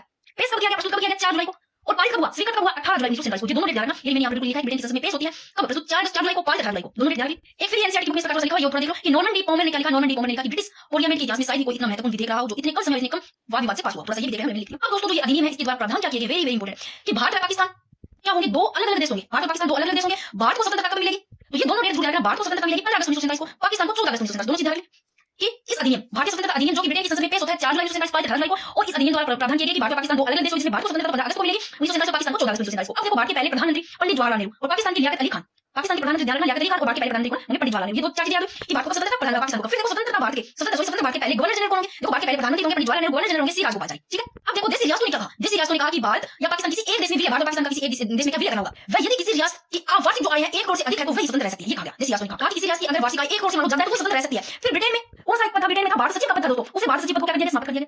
जब तक देश में संविधान का निर्माण नहीं होता तब तक देश की शासन व्यवस्था 1935 के अधिनियम के अनुसार चलेगी, यानी कि 1935 के अधिनियम के अनुसार संचालित होगी। यानी कि जब तक देश में संविधान का क्या निर्माण नहीं होता तब तक देश की शासन व्यवस्था 1935 अधिनियम के अनुसार संचालित होगी। सेकंड ग्रेड में 1935 को हटाई गई है, तो वो तो पढ़ना नहीं, उसमें जब संविधान की बात करेंगे। तो अब क्या देखा दोस्तों कि भारतीय स्वतंत्रता अधिनियम 1947 ब्रिटेन की संसद में पेश होता है, यानी कि प्रस्तुत 4 जुलाई को 1947 पारित होता है, यानी कि स्वीकृत कब हुआ 19 जुलाई को। ठीक है, भारत को स्वतंत्रता मिली 15 अगस्त 1947 को, पाकिस्तान को 14 अगस्त 1947 को। भारत के पहले प्रधानमंत्री पंडित जवाहरलाल नेहरू, पाकिस्तान के लिया खान, बट स्वतंत्र भारत के पहले गवर्नर जनरल सी राजगोपाल चारी हुए। ठीक है, अब दोस्तों संविधान निर्माण की प्रक्रिया वेरी वेरी इंपॉर्टेंट। यहाँ पर आपको 2-3 चीजें इस प्रकार से ध्यान रखनी है कि कहीं आपको कुछ बुक में कुछ दे रखा होगा, कुछ कहीं से भी पढ़ा हो, तो ये जो चीजें आप अपनी नोटबुक में चाहिए लिख लेना, बहुत ही ज्यादा महत्वपूर्ण है, पूछी जा सकती है। फिर दोस्तों कोशिश मेरी रहेगी, देखो एक क्लास में कहते हैं ना कि लिखकर क्वेश्चन बनाना इतना इंपॉसिबल नहीं होता, फिर मैंने कोशिश किया, बट टेलीग्राम पे कोशिश करेंगे, जैसे ये टॉपिक कंप्लीट हो जाता है, किस प्रकार की जैसे है क्वेश्चन उस प्रकार बना करके करवाने की, ताकि टॉपिक भी यहाँ से वहाँ कंप्लीट हो जाए, करने के बाद नहीं आ जाए। तो सबसे पहले संविधान निर्माण की प्रक्रिया की बात करते हैं। तो यहाँ पर ये जो बेट है इनको ध्यान रखना है। आप लोगों ने एक चीज ध्यान रखना, आप ये पढ़ा हुआ कि पहली बेट 9 दिसंबर के बाद इसी डेट 11 दिसंबर क्यों गिफ्ट देगा, तो आपको देखो बेट की लगातार हो रही है, आपको यहाँ पर जो ध्यान रखना है, जो ये बिल्कुल स्पेस पे लिखा हुआ है, आपको इसी अनुसार याद रखना है। इस सबसे पहले जो बेट होती है डेट ध्यान रखना आपको 9 दिसंबर 1946, इस दिन संविधान सभा की प्रथम बैठक का आयोजन, पूछे संविधान सभा की पहली बैठक का आयोजन हुआ, तो ध्यान रखना दिल्ली के सेंट्रल हॉल पुस्तकालय में हुआ, वेरी वेरी इंपॉर्टेंट, जिसमें से 207 सदस्य उपस्थित हुए। टोटल सदस्य कितने थे? 379 थे। मैं एक बार यहाँ पर लिख देती हूँ टोटल सदस्य। देखो पहली बैठक की बात करते हैं, टोटल सदस्य देखो 379 थे। जो पहली बैठक होती है 9 दिसंबर 1946 में, उसमें बोला कि सदस्य कितने सदस्यों ने हिस्सा लिया, कितने सदस्य वहां उपस्थित हुए, तो जो ध्यान रखना नंबर 207, वेरी वेरी इंपॉर्टेंट। एक आप लोगों ने पढ़ा हुआ 207, एक आप लोगों ने कहीं पढ़ा हुआ 211, तो दोनों में अंतर क्या दोस्तों? संविधान सभा की जो प्रथम बैठक है, संविधान सभा की पहली बैठक, उसमें 207 सदस्य है। 211 की बात करें तो संविधान सभा का वो प्रथम अधिवेशन यानी कि सत्र, जो कि सेशन होता है, सत्र होता है, जो प्रथम अधिवेशन होता है, उसमें 211 सदस्य ने भाग लिए थे।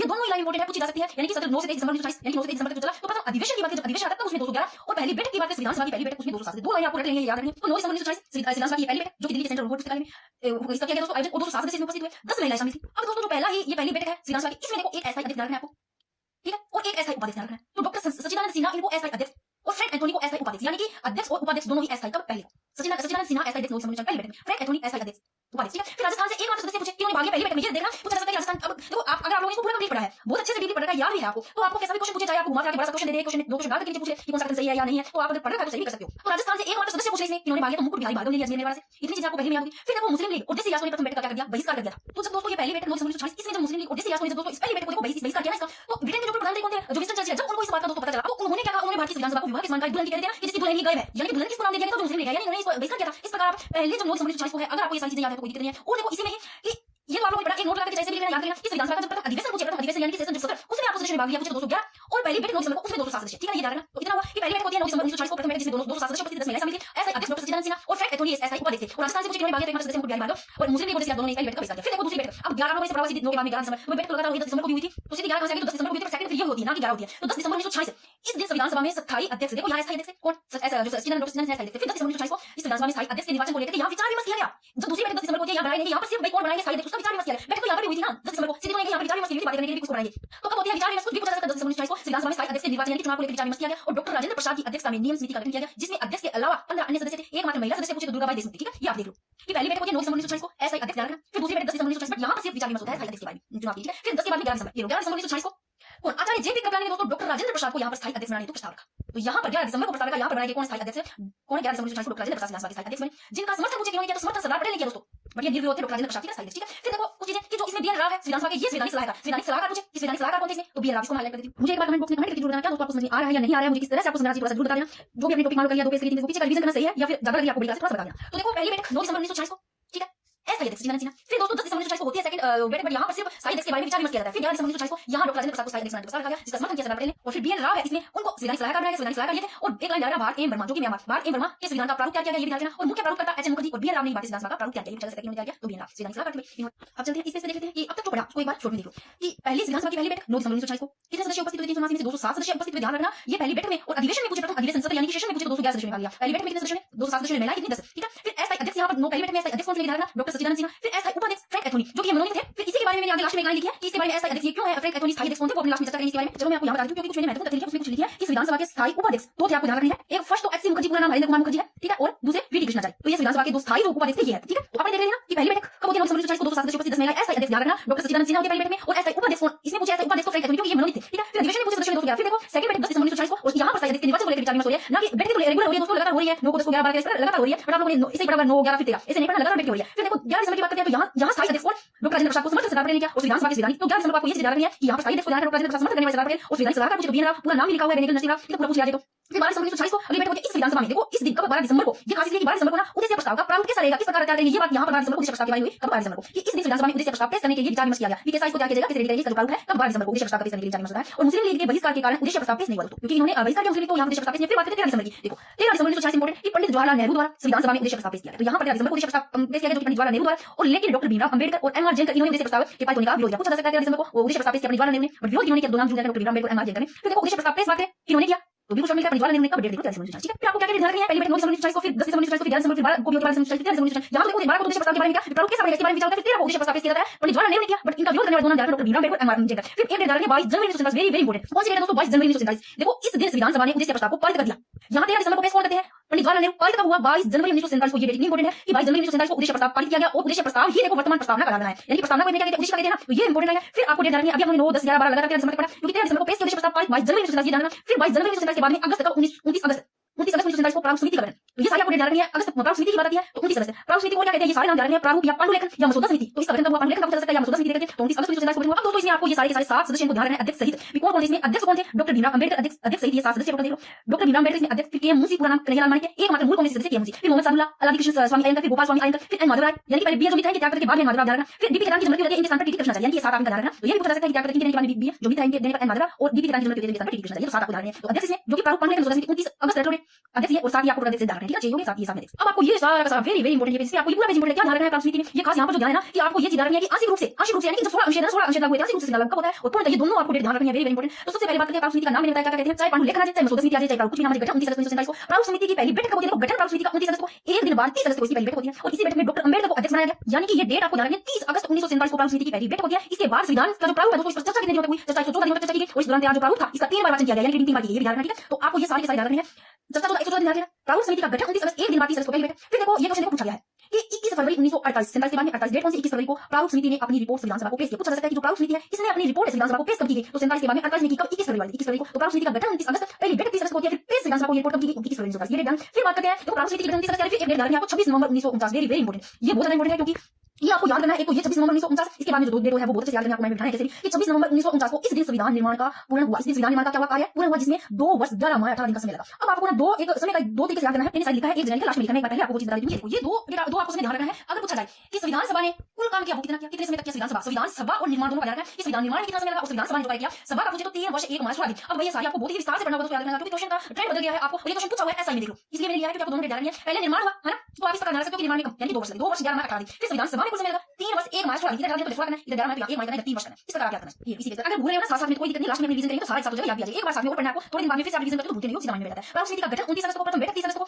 और देखो अध्यक्ष बनाया गया इस बैठक में डॉक्टर भीमराव अम्बेडकर को, चर्चा 114 दिन तक हुई। फिर रिपोर्ट विधानसभा को पेश की गई 21 फरवरी 1948 को। ये क्वेश्चन पूछा गया है कि प्रारूप समिति ने अपनी रिपोर्ट विधानसभा को कब पेश की गई, 21 फरवरी 1948 को। फिर 26 नवंबर 1949, वेरी वेरी इंपॉर्टेंट, इस दिन संविधान निर्माण का कार्य पूर्ण हुआ, संविधान निर्माण का काम पूरा हो जाएगा इस डेट को 26 नवंबर 1949 को, जिसमें कितना समय लगा, देखो कुल समय लगा 2 वर्ष 11 माह 18 दिन। इस दिन 26 नवंबर 1949 दिन वाले दिन कितने अंश लागू किया गया, इस दिन महत्वपूर्ण 16 अंश थे दोस्तों जिनको लागू कर दिया गया, अर्थात संविधान आंशिक रूप से लागू हुआ। देखो अब अपने कहते हैं जो लास्ट में जो पूर्ण लागू होता है कौन सी डेट होता है, जो लास्ट की डेट पड़ेगी 26 जनवरी 1950 को पूर्ण रूप से लागू हुआ संविधान। क्या यहाँ पर पूर्ण रूप से वैसे पूछा जा सकता है क्या सारा पूर्ण रूप से यहाँ पर हां हो गया, बट इससे पहले अपने जो डेट पड़ी आंशिक रूप से तो भी लागू हो गया था, लेकिन थोड़ा से तो वहां अपने पास ध्यान रखना चीज को ऐसे पूछा जा सकता है कि आंशिक रूप से कब लागू हुआ संविधान, तो 26 नवंबर की डेट ध्यान रखना, 26 नवंबर 1949 को इस दिन संविधान का निर्माण का काम पूरा हुआ, और जिसमें 2 वर्ष 11 माह 18 दिन का टोटल समय लगा। इसमें महत्वपूर्ण 16 अंश ध्यान रखना, इनको लागू किया गया संविधान आंशिक रूप से लागू किया गया। कौन कौन से जिसमें आर्टिकल 16 है, जिसमें 5 6 7 8 9 5 से लगातार 9 आर्टिकल याद रख सकते हो, 5 6 7 8 9। फिर आपको 60 ध्यान रखना आर्टिकल, फिर आर्टिकल 324, फिर लगातार 66 67 कितना 66 यानी कि 5 से 9, फिर 60 324 याद रखोगे, 60 324, फिर 366 फिर 379 379 फिर 379 380 लगातार यानी 366 लगातार 380 लगातार, फिर सीधा 88 80 के बाद 88 फिर 391 392 394 याद रखना लगातार, जो कि आर्टिकल लास्ट आपको 394 से हाईलाइट किया 394 में लिखा हुआ, ठीक है। आर्टिकल पूछा जा सकता है। तो इस दिन देखो संविधान को अंगीकृत स्वीकृत किया गया, स्वीकार किस दिन किया गया, डेट 26 नवंबर 1949 को, और आंशिक रूप से लागू कर दिया गया 16 आपको ध्यान रखना, अंगीकृत स्वीकृत पूछे 26 नवंबर 1949 को। अब आपको एक चीज ध्यान रखनी है कि 2015 तक, कब तक 2015 तक 26 नवंबर को विधि दिवस के रूप में मनाया जाता था दोस्तों। देखो 26 नवंबर को 2015 तक को विधि दिवस के रूप में मनाया जाता था, लेकिन इसके बाद में संविधान दिवस के रूप में मनाया जाता है। ये लाइन बहुत ज्यादा इंपॉर्टेंट ध्यान रखना। अब मैं आपको थोड़ा सा बुक में दिखा दूं क्योंकि ये लाइन इंपॉर्टेंट है, और जो कि 26 से लेकर 22 तक एक सार एनसीईआरटी की उस बुक में लाइन लिखी हुई है, ये आप लाइन पढ़ो कि 26 नवंबर भारत में संविधान दिवस के रूप में मनाया जाता है दोस्तों, ध्यान रखना डेट 26 नवंबर, और इसका प्रारंभ वर्ष 2005 से हुआ क्योंकि यह संविधान निर्माता डॉक्टर भीमराव अम्बेडकर के 125वें जन्म दिवस के रूप में मनाया गया, और इससे पहले 26 नवंबर को देखो राष्ट्रीय कानून दिवस के रूप में मनाया जाता था। तो ये लाइन जरूर ध्यान रखना।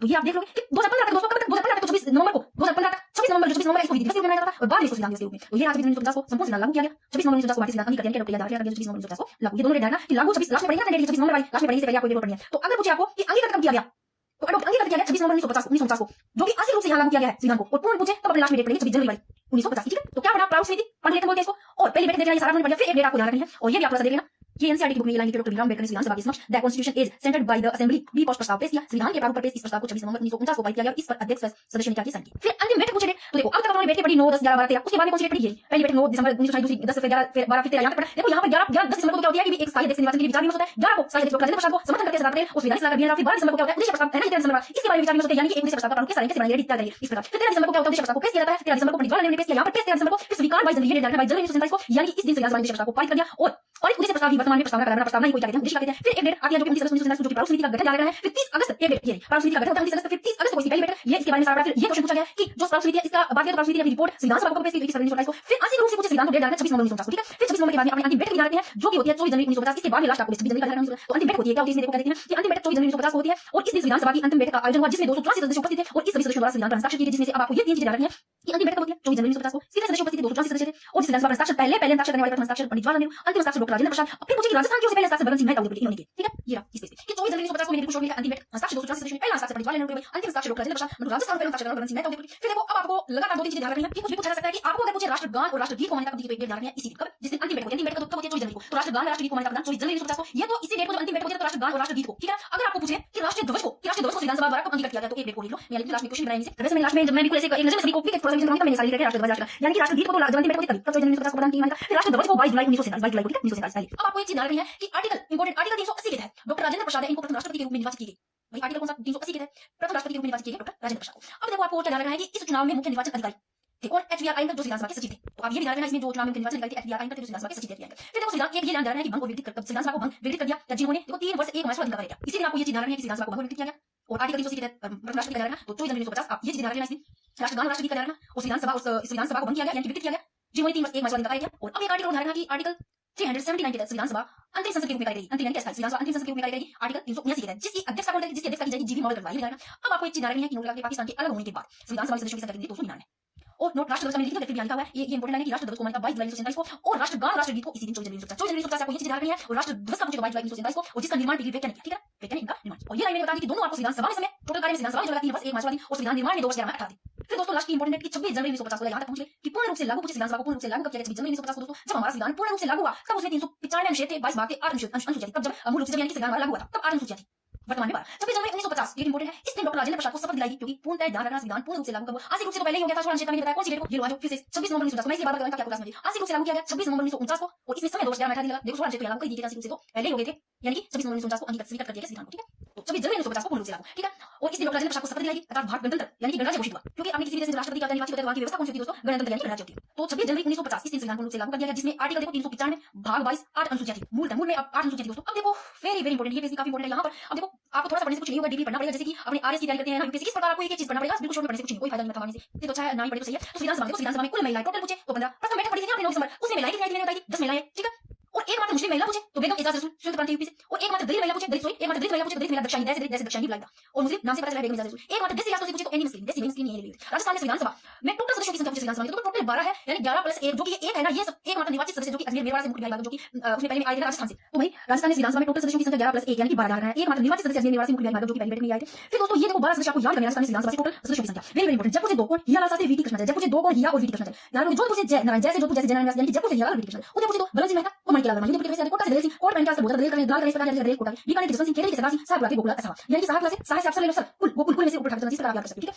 ये याद हुआ। फिर कुछ विशेष आंतरिक सदस्य दोस्तों जो कि कुछ राजस्थान से कुछ बाहर से बुलाए जैसे सीएस वेकाचारी राजस्थान के नहीं है तो ये बात है कुछ विशेष आंतरिक सदस्य थे जैसे सीएस वेकाचारी टी विजय वाचारी हो गए के मणिकर डॉक्टर नागेंद्र सिंह और वीएन खरे मोहन सिंह मेहता महादाता सिंह गोकुल भाई बढ़िए। फिर अब ये महत्वपूर्ण कथन आपको याद करना इंपोर्टेंट है आपको किस प्रकार याद करना है कि अगर आता है ग्रेनविल ऑस्टिन का तो इन्होंने कहा कि संविधान सभा ही कांग्रेस है कांग्रेस संविधान सभा ये कहने वाले ग्रेनविल ऑस्टिन।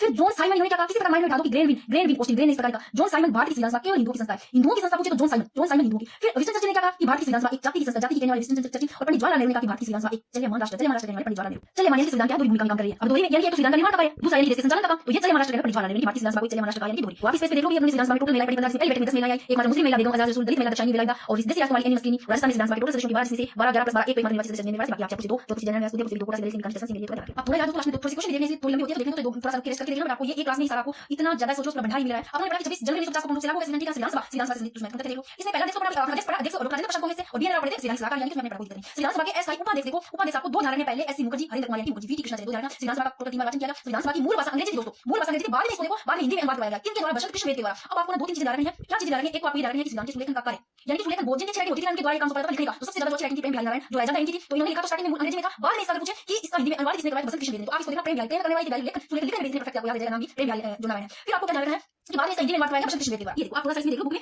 इसमें थोड़ा लिखा हुआ है, मैंने 4-5 बुक से आपको लिखकर उसमें करवाया। यहाँ पर लिखा हुआ है कि प्रेम बिहारी नारायण राजा ने मूल संविधान अंग्रेजी में इसका सुलेखन किया और मूल संविधान के हिंदी संस्करण को नाम डालकर बसंत कृष्ण बेदी द्वारा सुलेखित किया गया। और संविधान सभा के सचिव एचबीआर आयंगर और संविधान सभा के कानूनी सलाहकार बीएन राव और मूल संविधान को नंदलाल बोस तथा राम नारायण सोईराम जो ने इंडियन शांति निकेतन के कलाकार के सुंदर चित्रों एवं ज्यामिति आकृतियों को सुसज्जित किया गया। और भारतीय संविधान को संविधान सभा 26 नवंबर 1949 को बनाया गया। अब यहाँ पर आपको समझ आ गया, यहाँ पर देखते हैं क्योंकि यहाँ पर मैंने सारे लिखे हैं कि अगर मुझे सुलेखन का काम यानी सुंदर लिखने का काम तो प्रेम बिहारी नारायण राजा ने, फिर इसी को ये अंग्रेजी में बाद में इसी को हिंदी में लिखा, किसने हिंदी में अनुवाद करने वाले कृष्ण बसंत कृष्ण बेदी। आप इसको कैसे रिमाइंड में बिठा दो। एक आपको ध्यान रखना है संविधान पर चित्रकारी का काम करने वाले, पेंटिंग चित्रकारी करने वाले नंदलाल बोस, ठीक है, इसे नंदों की चित्रकारी इसका याद रखना। राजस्थान के चित्रकार पूछे, राजस्थान के चित्रकार ने कृपाल सिंह से कहा तो संविधान पर चित्रकारी का काम पूछे नंदलाल बोस, दोनों सामने पढ़ोगे। प्रस्तावना पर चित्रकारी का काम प्रस्तावना पर भी किया, देखो राम मनोहर सक्सेना इन्होंने पेंटिंग की, प्रस्तावना पर किन्होंने संविधान पर तो किया नंदलाल बोस, प्रस्तावना पर राम मनोहर सक्सेना। फिर देखो प्रस्तावना में आ रहा है, प्रस्तावना में और सक्सेना भी सही याद करना। फिर आगे भारतीय समुदाय फ्रैंक एंथोनी को ध्यान रखना, भारतीय समुदाय से कौन थे, पीएस मोदी, आगे भारतीय समुदाय से फ्रैंक एंथोनी, जनजातीय समुदाय से जयपाल सिंह, ये तीनों सामने। अब और क्या चीजें सारी इंपॉर्टेंट है, लेकिन यहाँ पर महत्वपूर्ण है कि संविधान सभा का प्रतीक क्या था, मोटा सा हाथी ले लो, हाथी आपको सिंह से कुछ भी देखकर चला सकता है। संविधान सभा का प्रतीक हाथी था। संविधान निर्माण में कुल व्यय 64 लाख उसमें संविधान सभा में कुल बैठ के पूछे तो 165 प्लस 1 यानी 166। अब 165 प्लस 1 टोटल पूछे तो 166। अगर सीधा पूछे संविधान निर्माण में ये 165 प्लस संविधान निर्माण की, और वैसे मैंने कहा था समय किसने निर्माण और संविधान सभा के काम, वैसे यहाँ पर इस प्रकार है कि संविधान सभा में टोटल पूछे बैठ के कुल बैठ के तो संविधान सभा में 166 संविधान निर्माण यानी कि ये ऐसे ही कुल अधिवेशन हुए, कुल टोटल अधिवेशन 12 11 प्लस 1 यानी कि निर्माण में पूछे तो 11,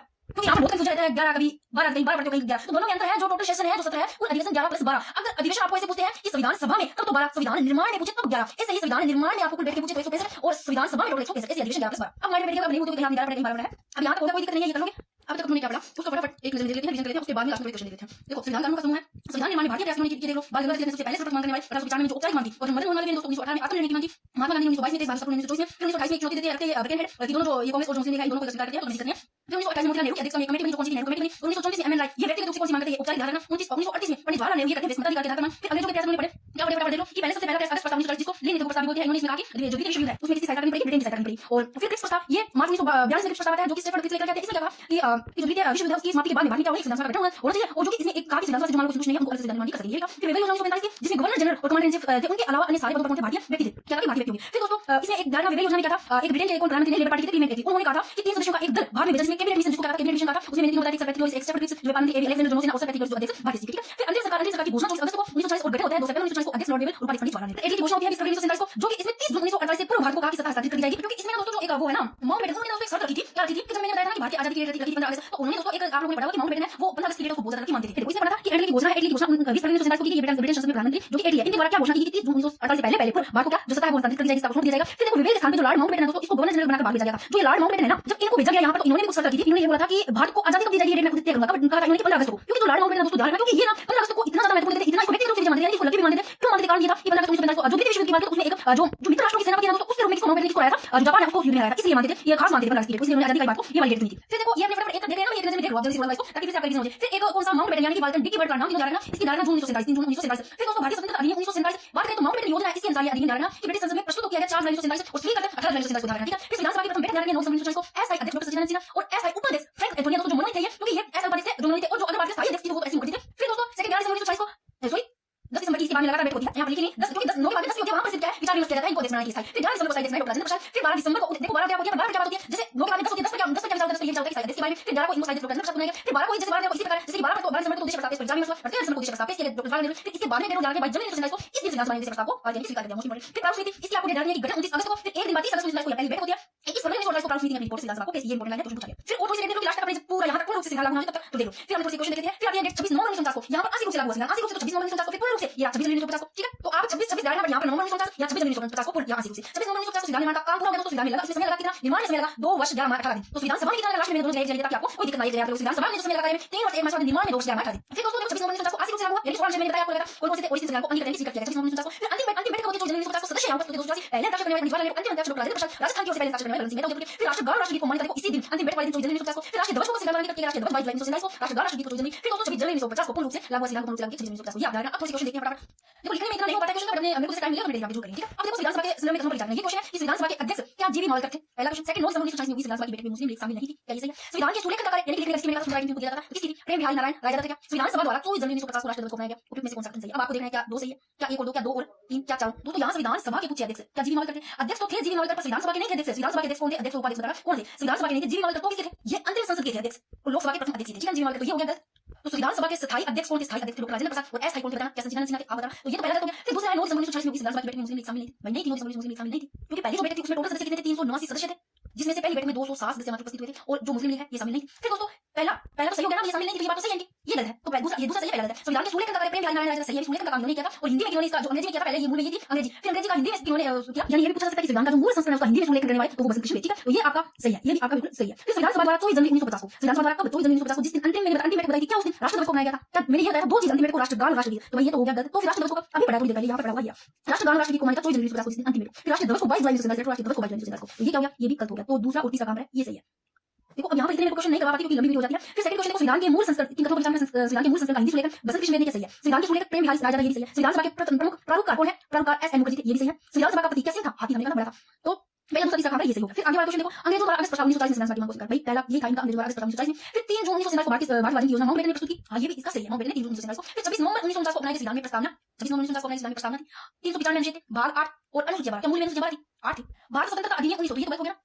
भारत स्वतंत्रता अधिनियम 1947 ब्रिटेन की संसद में पेश किया। देखो मैंने कहा था भारत स्वतंत्रता अधिनियम 1947 ब्रिटेन की संसद में पेश तो किया गया, 4 जुलाई 1947 को, 5 जुलाई 1947 को किया गया, तो ये भी सही है। तो दोस्तों पहले क्वेश्चन पूछा टाइम लगा अपने टेलीग्राम पे, ठीक है। तो ये टॉपिक होता है कंप्लीट। एक ये वीडियो में ये पहले वाली क्लास नहीं देखी, तो ये सारा टॉपिक एक क्लास में कंप्लीट हो गया। यहाँ पर फटाफट आप देख सकते हो इसका रिवीजन। राधे राधे सभी को। तो दोस्तों आज का जो अपना टॉपिक रहने वाला है अनुसूचियां, काफी इंपॉर्टेंट है, इसको बहुत ज्यादा गहराई से पढ़ना है।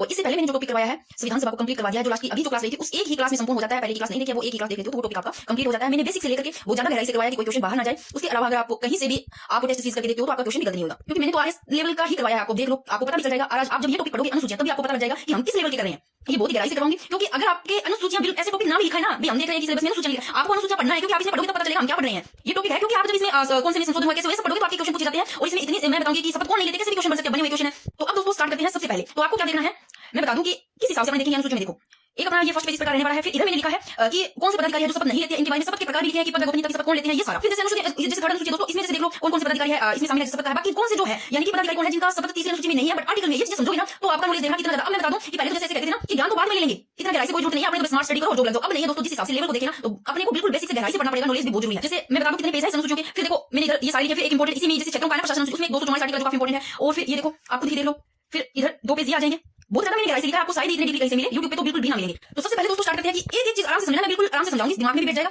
इस मूल संविधान में कितनी अनुसूचियां थी? 8 थी। अब एक तो मेरे को बताओ जो मूल था, इसका मतलब क्या होता है? एक चीज समझना आपको, यानी कि 26 जनवरी 1950 को जब हमारा संविधान लागू हुआ था उसे ही तो कहते हैं मूल, यानी कि मूल है। तो मूल संविधान में 8 अनुसूची, वर्तमान में 12 अनुसूची, दो चीज आपको सभी को पता होगी। ये अभी बात करते हैं दोस्तों सबसे पहले अनुसूची 1। इसमें क्या है? अनुसूची 1 में है संघ व राज्य क्षेत्र, ठीक है। अनुसूची 1 में क्या लिखा है? संघ व राज्य क्षेत्र का। अब एक लाइन लिखी है मैंने कि अनुसूची जो 1 है ना दोस्तों, इसमें प्रभाव किसका पड़ता है? आर्टिकल 3 अनुच्छेद 3 के तहत होने वाले परिवर्तन का प्रभाव अनुसूची 1 में पड़ता है। नेक्स्ट देखो अनुसूची 1 में ध्यान रखना संघ व राज्य क्षेत्र बच्चे को पता है। अनुसूची 2 में वेतन भत्ते, इस प्रकार याद रखना आप। 1 में संघ व राज्य क्षेत्र, 2 में वेतन भत्ते, 3 में शपथ। 3 में 3 देखो किस तरह लिखा है? 3 शब्द है तो शपथ है, शपथ में 3 है शपथ, यानी प्रतिज्ञा शपथ। अब शपथ और प्रतिज्ञा का भी क्या होता है दोस्तों ये समझेंगे। मैं एक चीज समझाऊंगी आपको बिल्कुल कि कभी आप लाइफ में भूलो ना, और थोड़ा ज्ञान होना भी जरूरी है। तो अनुसूची 2 में है संवैधानिक पदाधिकारियों के वेतन भत्ते। अब वेतन भत्ते की बात करते हैं दोस्तों, इनमें किन किन का उल्लेख है अनुसूची 2 में? सबसे पहले मैंने एक लाइन लिखी है कि राष्ट्रपति व राज्यपाल, इनके लिए मैंने वेतन भत्ता, वेतन यानी कि ना लिख करके क्या लिखा है? प्रिलब्धियां शब्द लिखा है, जो कि इसके लिए ज्यादा ये सही रहेगा। राष्ट्रपति व राज्यपाल अगर आता है प्रिलब्धियां शब्द तो इनके लिए ध्यान रखना। तो ये उल्लेख दोस्तों अनुसूची 2 में यानी कि संवैधानिक पदाधिकारियों के वेतन भत्ते कौन किन किन का उल्लेख है? राष्ट्रपति व राज्यपाल, प्रिलब्धियां शब्द आया है लोकसभा विधानसभा के अध्यक्ष, उपाध्यक्ष हो गए, राज्यसभा विधानसभा के सभापति, उपसभापति आगे। अब यहाँ पर मैंने सीधा लिखा है सुप्रीम कोर्ट और हाई कोर्ट के न्यायाधीश और सीएजी नियंत्रक के मालिक का परीक्षक, ये तो आपको पता होगा। तो अब दोस्तों अनुसूची 1 में संघ राज्य क्षेत्र, अनुसूची 2 में संवैधानिक पदाधिकारियों के वेतन भत्ते देखना किन किन का उल्लेख है। फिर दोस्तों मैंने एक लाइन लिखी है किस चीज की, देखो नोट, उपराष्ट्रपति को राज्यसभा सभापति के रूप में वेतन प्राप्त होता है। मैं ये इस प्रकार लिखा है कि जो दोस्तों उपराष्ट्रपति है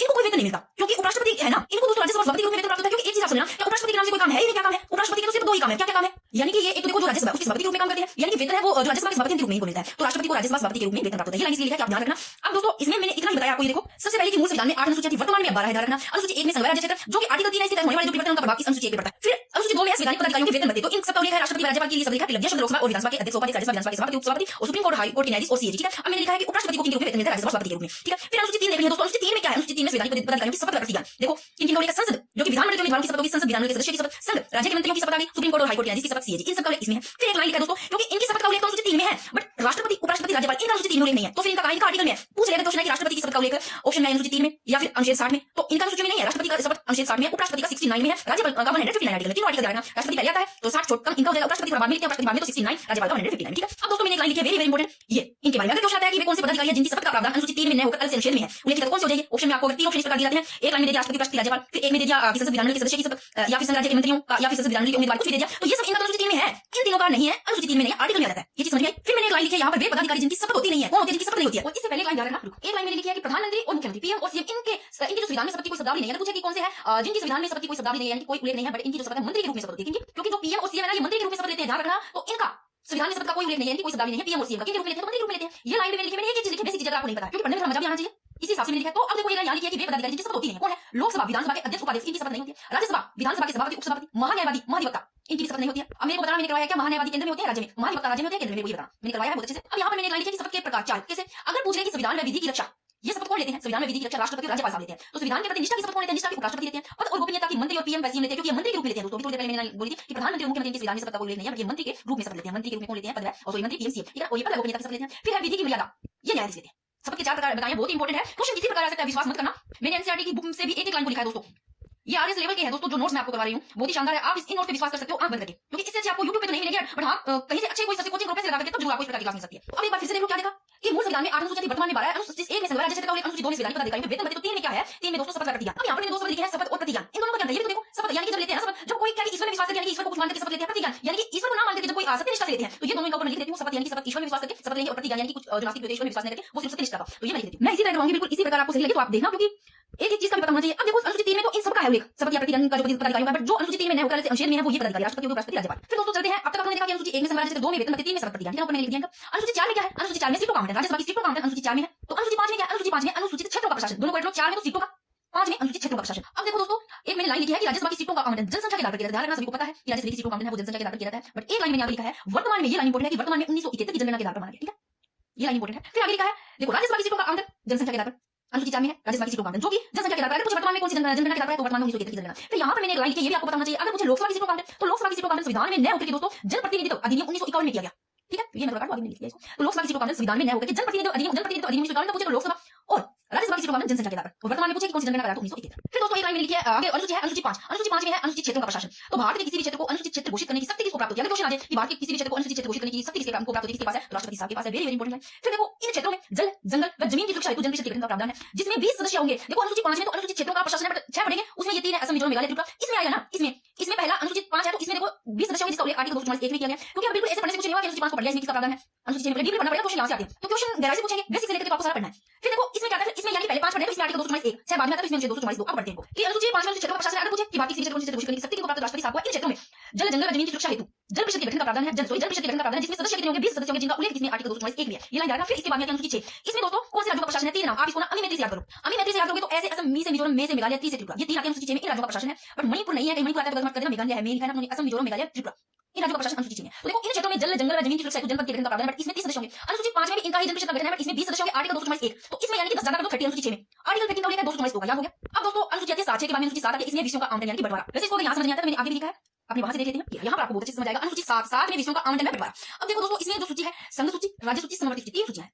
अब जो संघ सूची है दोस्तों इसमें पूछे अगर मूलतः यानी कि पहले मैंने एक आपको चीज बताया कि मूलतः का अर्थ क्या है, जैसे ये बच्चे को पता होता है, फिर भी देखो कई ऐसे होते हैं बिल्कुल भी नॉलेज नहीं होता है, तो हर चीज मैं बेसिक से बताऊंगी आपको। यानी कि मूलतः का मतलब होता है जब 26 जनवरी 1950 को हमारा संविधान लागू हुआ था, यानी कि पहले की बात कर रहे हैं, तो पहले कितने विषय थे संघ सूची में आप इसे लेना, पहले 97 से 100 कर देना, 97 के बाद में 98 99 हुआ था, तो बाद में 100 विषय, इस प्रकार याद करना आपको।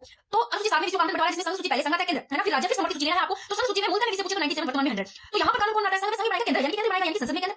तो राज्य सूची में दोस्तों मूलतः विषय पूछे यानी कि पहले कितने थे, यहाँ ज्यादा पहले करने, जहां यहाँ 97 100 की राज्य सूची में आपको इस प्रकार सीक्वेंस वाइज याद रखना, 97 100 राज्य सूची आता है, राज्य सूची में 66 61 पहले 66 फिर 61, तो यहाँ पर केंद्र कौन बनाएगा? राज्य सूची में राज्य बनाएंगे, तो राज्य यानी कि राज्य विधानमंडल में है और संसद में केंद्र, ठीक है, केंद्र में संसद होता है, राज्य विधानमंडल सॉरी। और समवर्ती सूची देखो दोस्तों, समवर्ती सूची पहले देखो कहां से ली? ऑस्ट्रेलिया से, ये लाइन ध्यान रखना। फिर इसमें मूलतः विषय पूछे कि पहले विषय कितने थे, तो पहले 47 पहले आता है, फिर 52 आता है, तो मूलतः इसमें विषय 47 वर्तमान में 52 है। अब दोस्तों यहाँ कौन बनाएंगे? अब कानून संघ में केंद्र बना, राज्य में राज्य बना, समवर्ती सूची में समवर्ती है, तो दोनों बनाएंगे। अब एक लाइन यहाँ पर ध्यान रखना, आपको बहुत डीपली पढ़ना पड़ेगा, हर चीज को ध्यान रखना है कि यहाँ केंद्र और राज्य कानून तो दोनों बनाएंगे, बट एक लाइन में लिखिए कि दोनों के कानून में टकराव होने पर प्रभावी, ज्यादा प्रभावी कौन होगा? केंद्र होगा दोस्तों, राज्य नहीं होगा, केंद्र होगा, इनको ज्यादा मान दी जाएगी। अगर दोनों में टकराव हो जाता है कानून को लेकर के, ठीक है, दोनों कानून में टकराव होने पर ज्यादा प्रभावी माना जाएगा केंद्र, ये लाइन समझ में आ गई। अब फिर से देख लो अनुसूची 7 में विषयों का आवंटन बंटवारा, आर्टिकल होता है दोस्तों 248, इसमें कौन से विषय आते हैं? इसमें आते हैं जो नए विषय यानी कि अवशिष्ट विषय, और ये ना तो संघ सूची में आते हैं, ना ही दोस्तों राज्य सूची में आते हैं, ना ये आते हैं समवर्ती सूची में, ये तीनों में नहीं आते हैं। जो अवशिष्ट विषय, इनका अवशिष्ट विषयों का इसमें प्रावधान है। अब देखो जो आर्टिकल 248 है, इसमें देखो किनका प्रावधान है? अवशिष्ट विषयों का है, तो ये कहां से ग्रहण किए गए? कनाडा से ग्रहण किए गए। अब एक लाइन ये ध्यान रखना कि इन नए विषयों पर कानून बनाने का अधिकार किसका होगा? तो अधिकार केंद्र का होगा दोस्तों। ऐसे विषय अवशिष्ट विषय कौन से? ऐसे विषय जिनका उल्लेख किसी में भी नहीं है, ना तो संघ सूची में, ना राज्य सूची में, ना समवर्ती सूची में, क्योंकि अब जो एक सिरों की है ना थोड़ा बहुत किराए की कोक, इनको लेकर के कुछ समय पहले कानून बना था, तो इसमें कौन से आते हैं? देखो 248 में अवशिष्ट विषयों का प्रावधान जो कनाडा से ग्रहण किए गए, इन विषयों पर विधि बनाने का अधिकार किनका होगा? किनके केंद्र को होगा? जैसे साइबर क्राइम हो गए, सिरों की यानी कि किराए की कोक, जैसे आप लोगों ने देखा होगा कोई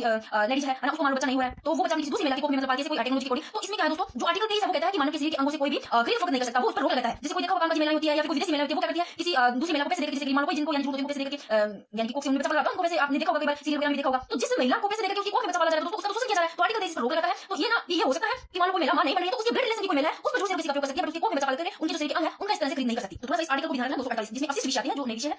तो इन पे कानून बनाने का अधिकार केंद्र को होगा। इसमें जैसे कि साइबर क्राइम से लिया जाते हैं। ठीक है, तो एक लाइन में लिखिए वेरी वेरी इंपॉर्टेंट कि 42वें संविधान संशोधन 1976 द्वारा 5 विषय ये जुड़ जाएगा, 5 विषय तो समझ सूची में डालिए, कुछ जा सकते हैं कि 42वें संविधान संशोधन 1976 द्वारा 5 विषय समझ सूची में कौन से डालेंगे? शिक्षा, वन वन्य जीव डालेंगे, पक्षी संरक्षण, न्याय प्रशासन, बाढ़ में मापतोल यानी कि नापतोल। ठीक है, फिर ये देखो कि राज्य सूची के विषयों पर केंद्र द्वारा कानून यानी कि राज्य सूची के जो विषय है उन पर कानून विधान बनाने का केंद्र द्वारा। अब देखो राज्य सूची के विषय पर केंद्र तो कानून बना सकते हैं, लेकिन जो राज्य द्वारा है ना वो केंद्र के विषय पर नहीं बना सकती। ठीक है, तो अब इसमें देखो आर्टिकल में लिखे हैं कि अनुच्छेद 249, अनुच्छेद 250, 252, 253 ये सारे आर्टिकल आप देख लो कितना 49 है, 50 है, 52, 53। इसमें क्या लिखा है आपको भाई पढ़ना पड़ेगा, चाहे आपको टफ लगे चाहे कुछ भी लगे।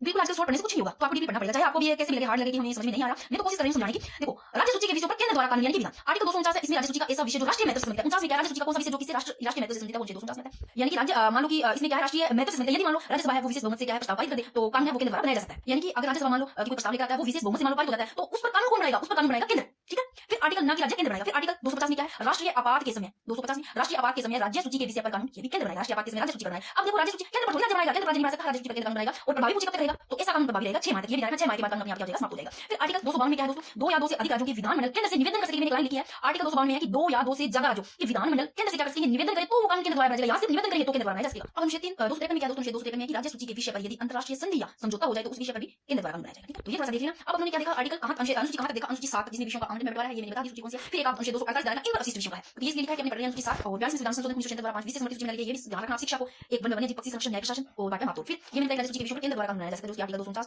अनुच्छेद 250 52 53 है। फिर नेक्स्ट देखो दोस्तों अनुसूची 7 में बड़ा विषयों का आंकड़े में बंटवारा। फिर आती है अनुसूची 8 में है भाषा। अब आपको एक चीज ध्यान रखनी है, देखो पहले तो कितनी थी मूल यानी कि मूल संविधान में 8 अनुसूची थी ना यहां तक, फिर 9वीं अनुसूची जोड़ दिया, 12वीं अनुसूची से पढ़ेंगे क्योंकि 8 तो मूल संविधान में थी। अब बाद में 4 और जोड़ दी गई तो वर्तमान में कितनी है? 12 है। तो देखो भाषा यानी कि मूल संविधान में कितनी थी? 14 भाषा यानी कि मूल जब संविधान लागू हुआ था। वर्तमान में कितनी है? 22 भाषाएं। ये भाषाओं की बात हो रही है। अनुसूची की बात करें तो अनुसूची कितनी थी मूल यानी कि जब संविधान लागू हुआ था अनुसूची 8 थी, अब 12 है। भाषाएं कितनी थी? मूल में 14 भाषाएं थी, अब 22 भाषाएं। ठीक है, अब देखो 14 तो थी भाषाएं अनुसूची 8 में, 14 थी। अब 15 में कौन सी कब जोड़ी गई? 15 में सिंधी जोड़ी गई।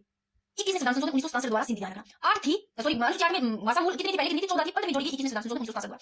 फिर देखो आगे 15 में तो 21वें संविधान संशोधन 1967 द्वारा एक जोड़ी गई। फिर आता है 21वें संविधान संशोधन 1992 इसमें 3 जोड़ी गई। कौन सी जोड़ी गई? आप ऐसे कर लो, न में नमक से याद करो, न से नेपाली, मैं से मणिपुर, कैसे कोंकणी। यानी कि ये देखो सिंधी मैंने बताया कि 15 में 21वें संविधान संशोधन 1967 द्वारा, फिर 16वीं नेपाली, 17वीं मणिपुर, 18वीं कोंकणी यानी कि 21वें संविधान संशोधन 1992 द्वारा। ये फिर से देख लो कि 14 थी, 15वीं फिर कौन सी? सिंधी। याद रख लो सिंधी 15वीं, 16वीं 17वीं 18वीं कि 21वें संविधान संशोधन 1992 द्वारा, 16वीं नेपाली, 17वीं मणिपुरी, 18वीं कोंकणी। फिर देखो 18वीं तक जोड़ दी गई 1992 तक। फिर 92वें संविधान संशोधन 2003 द्वारा कौन सी भाषा जोड़ी गई?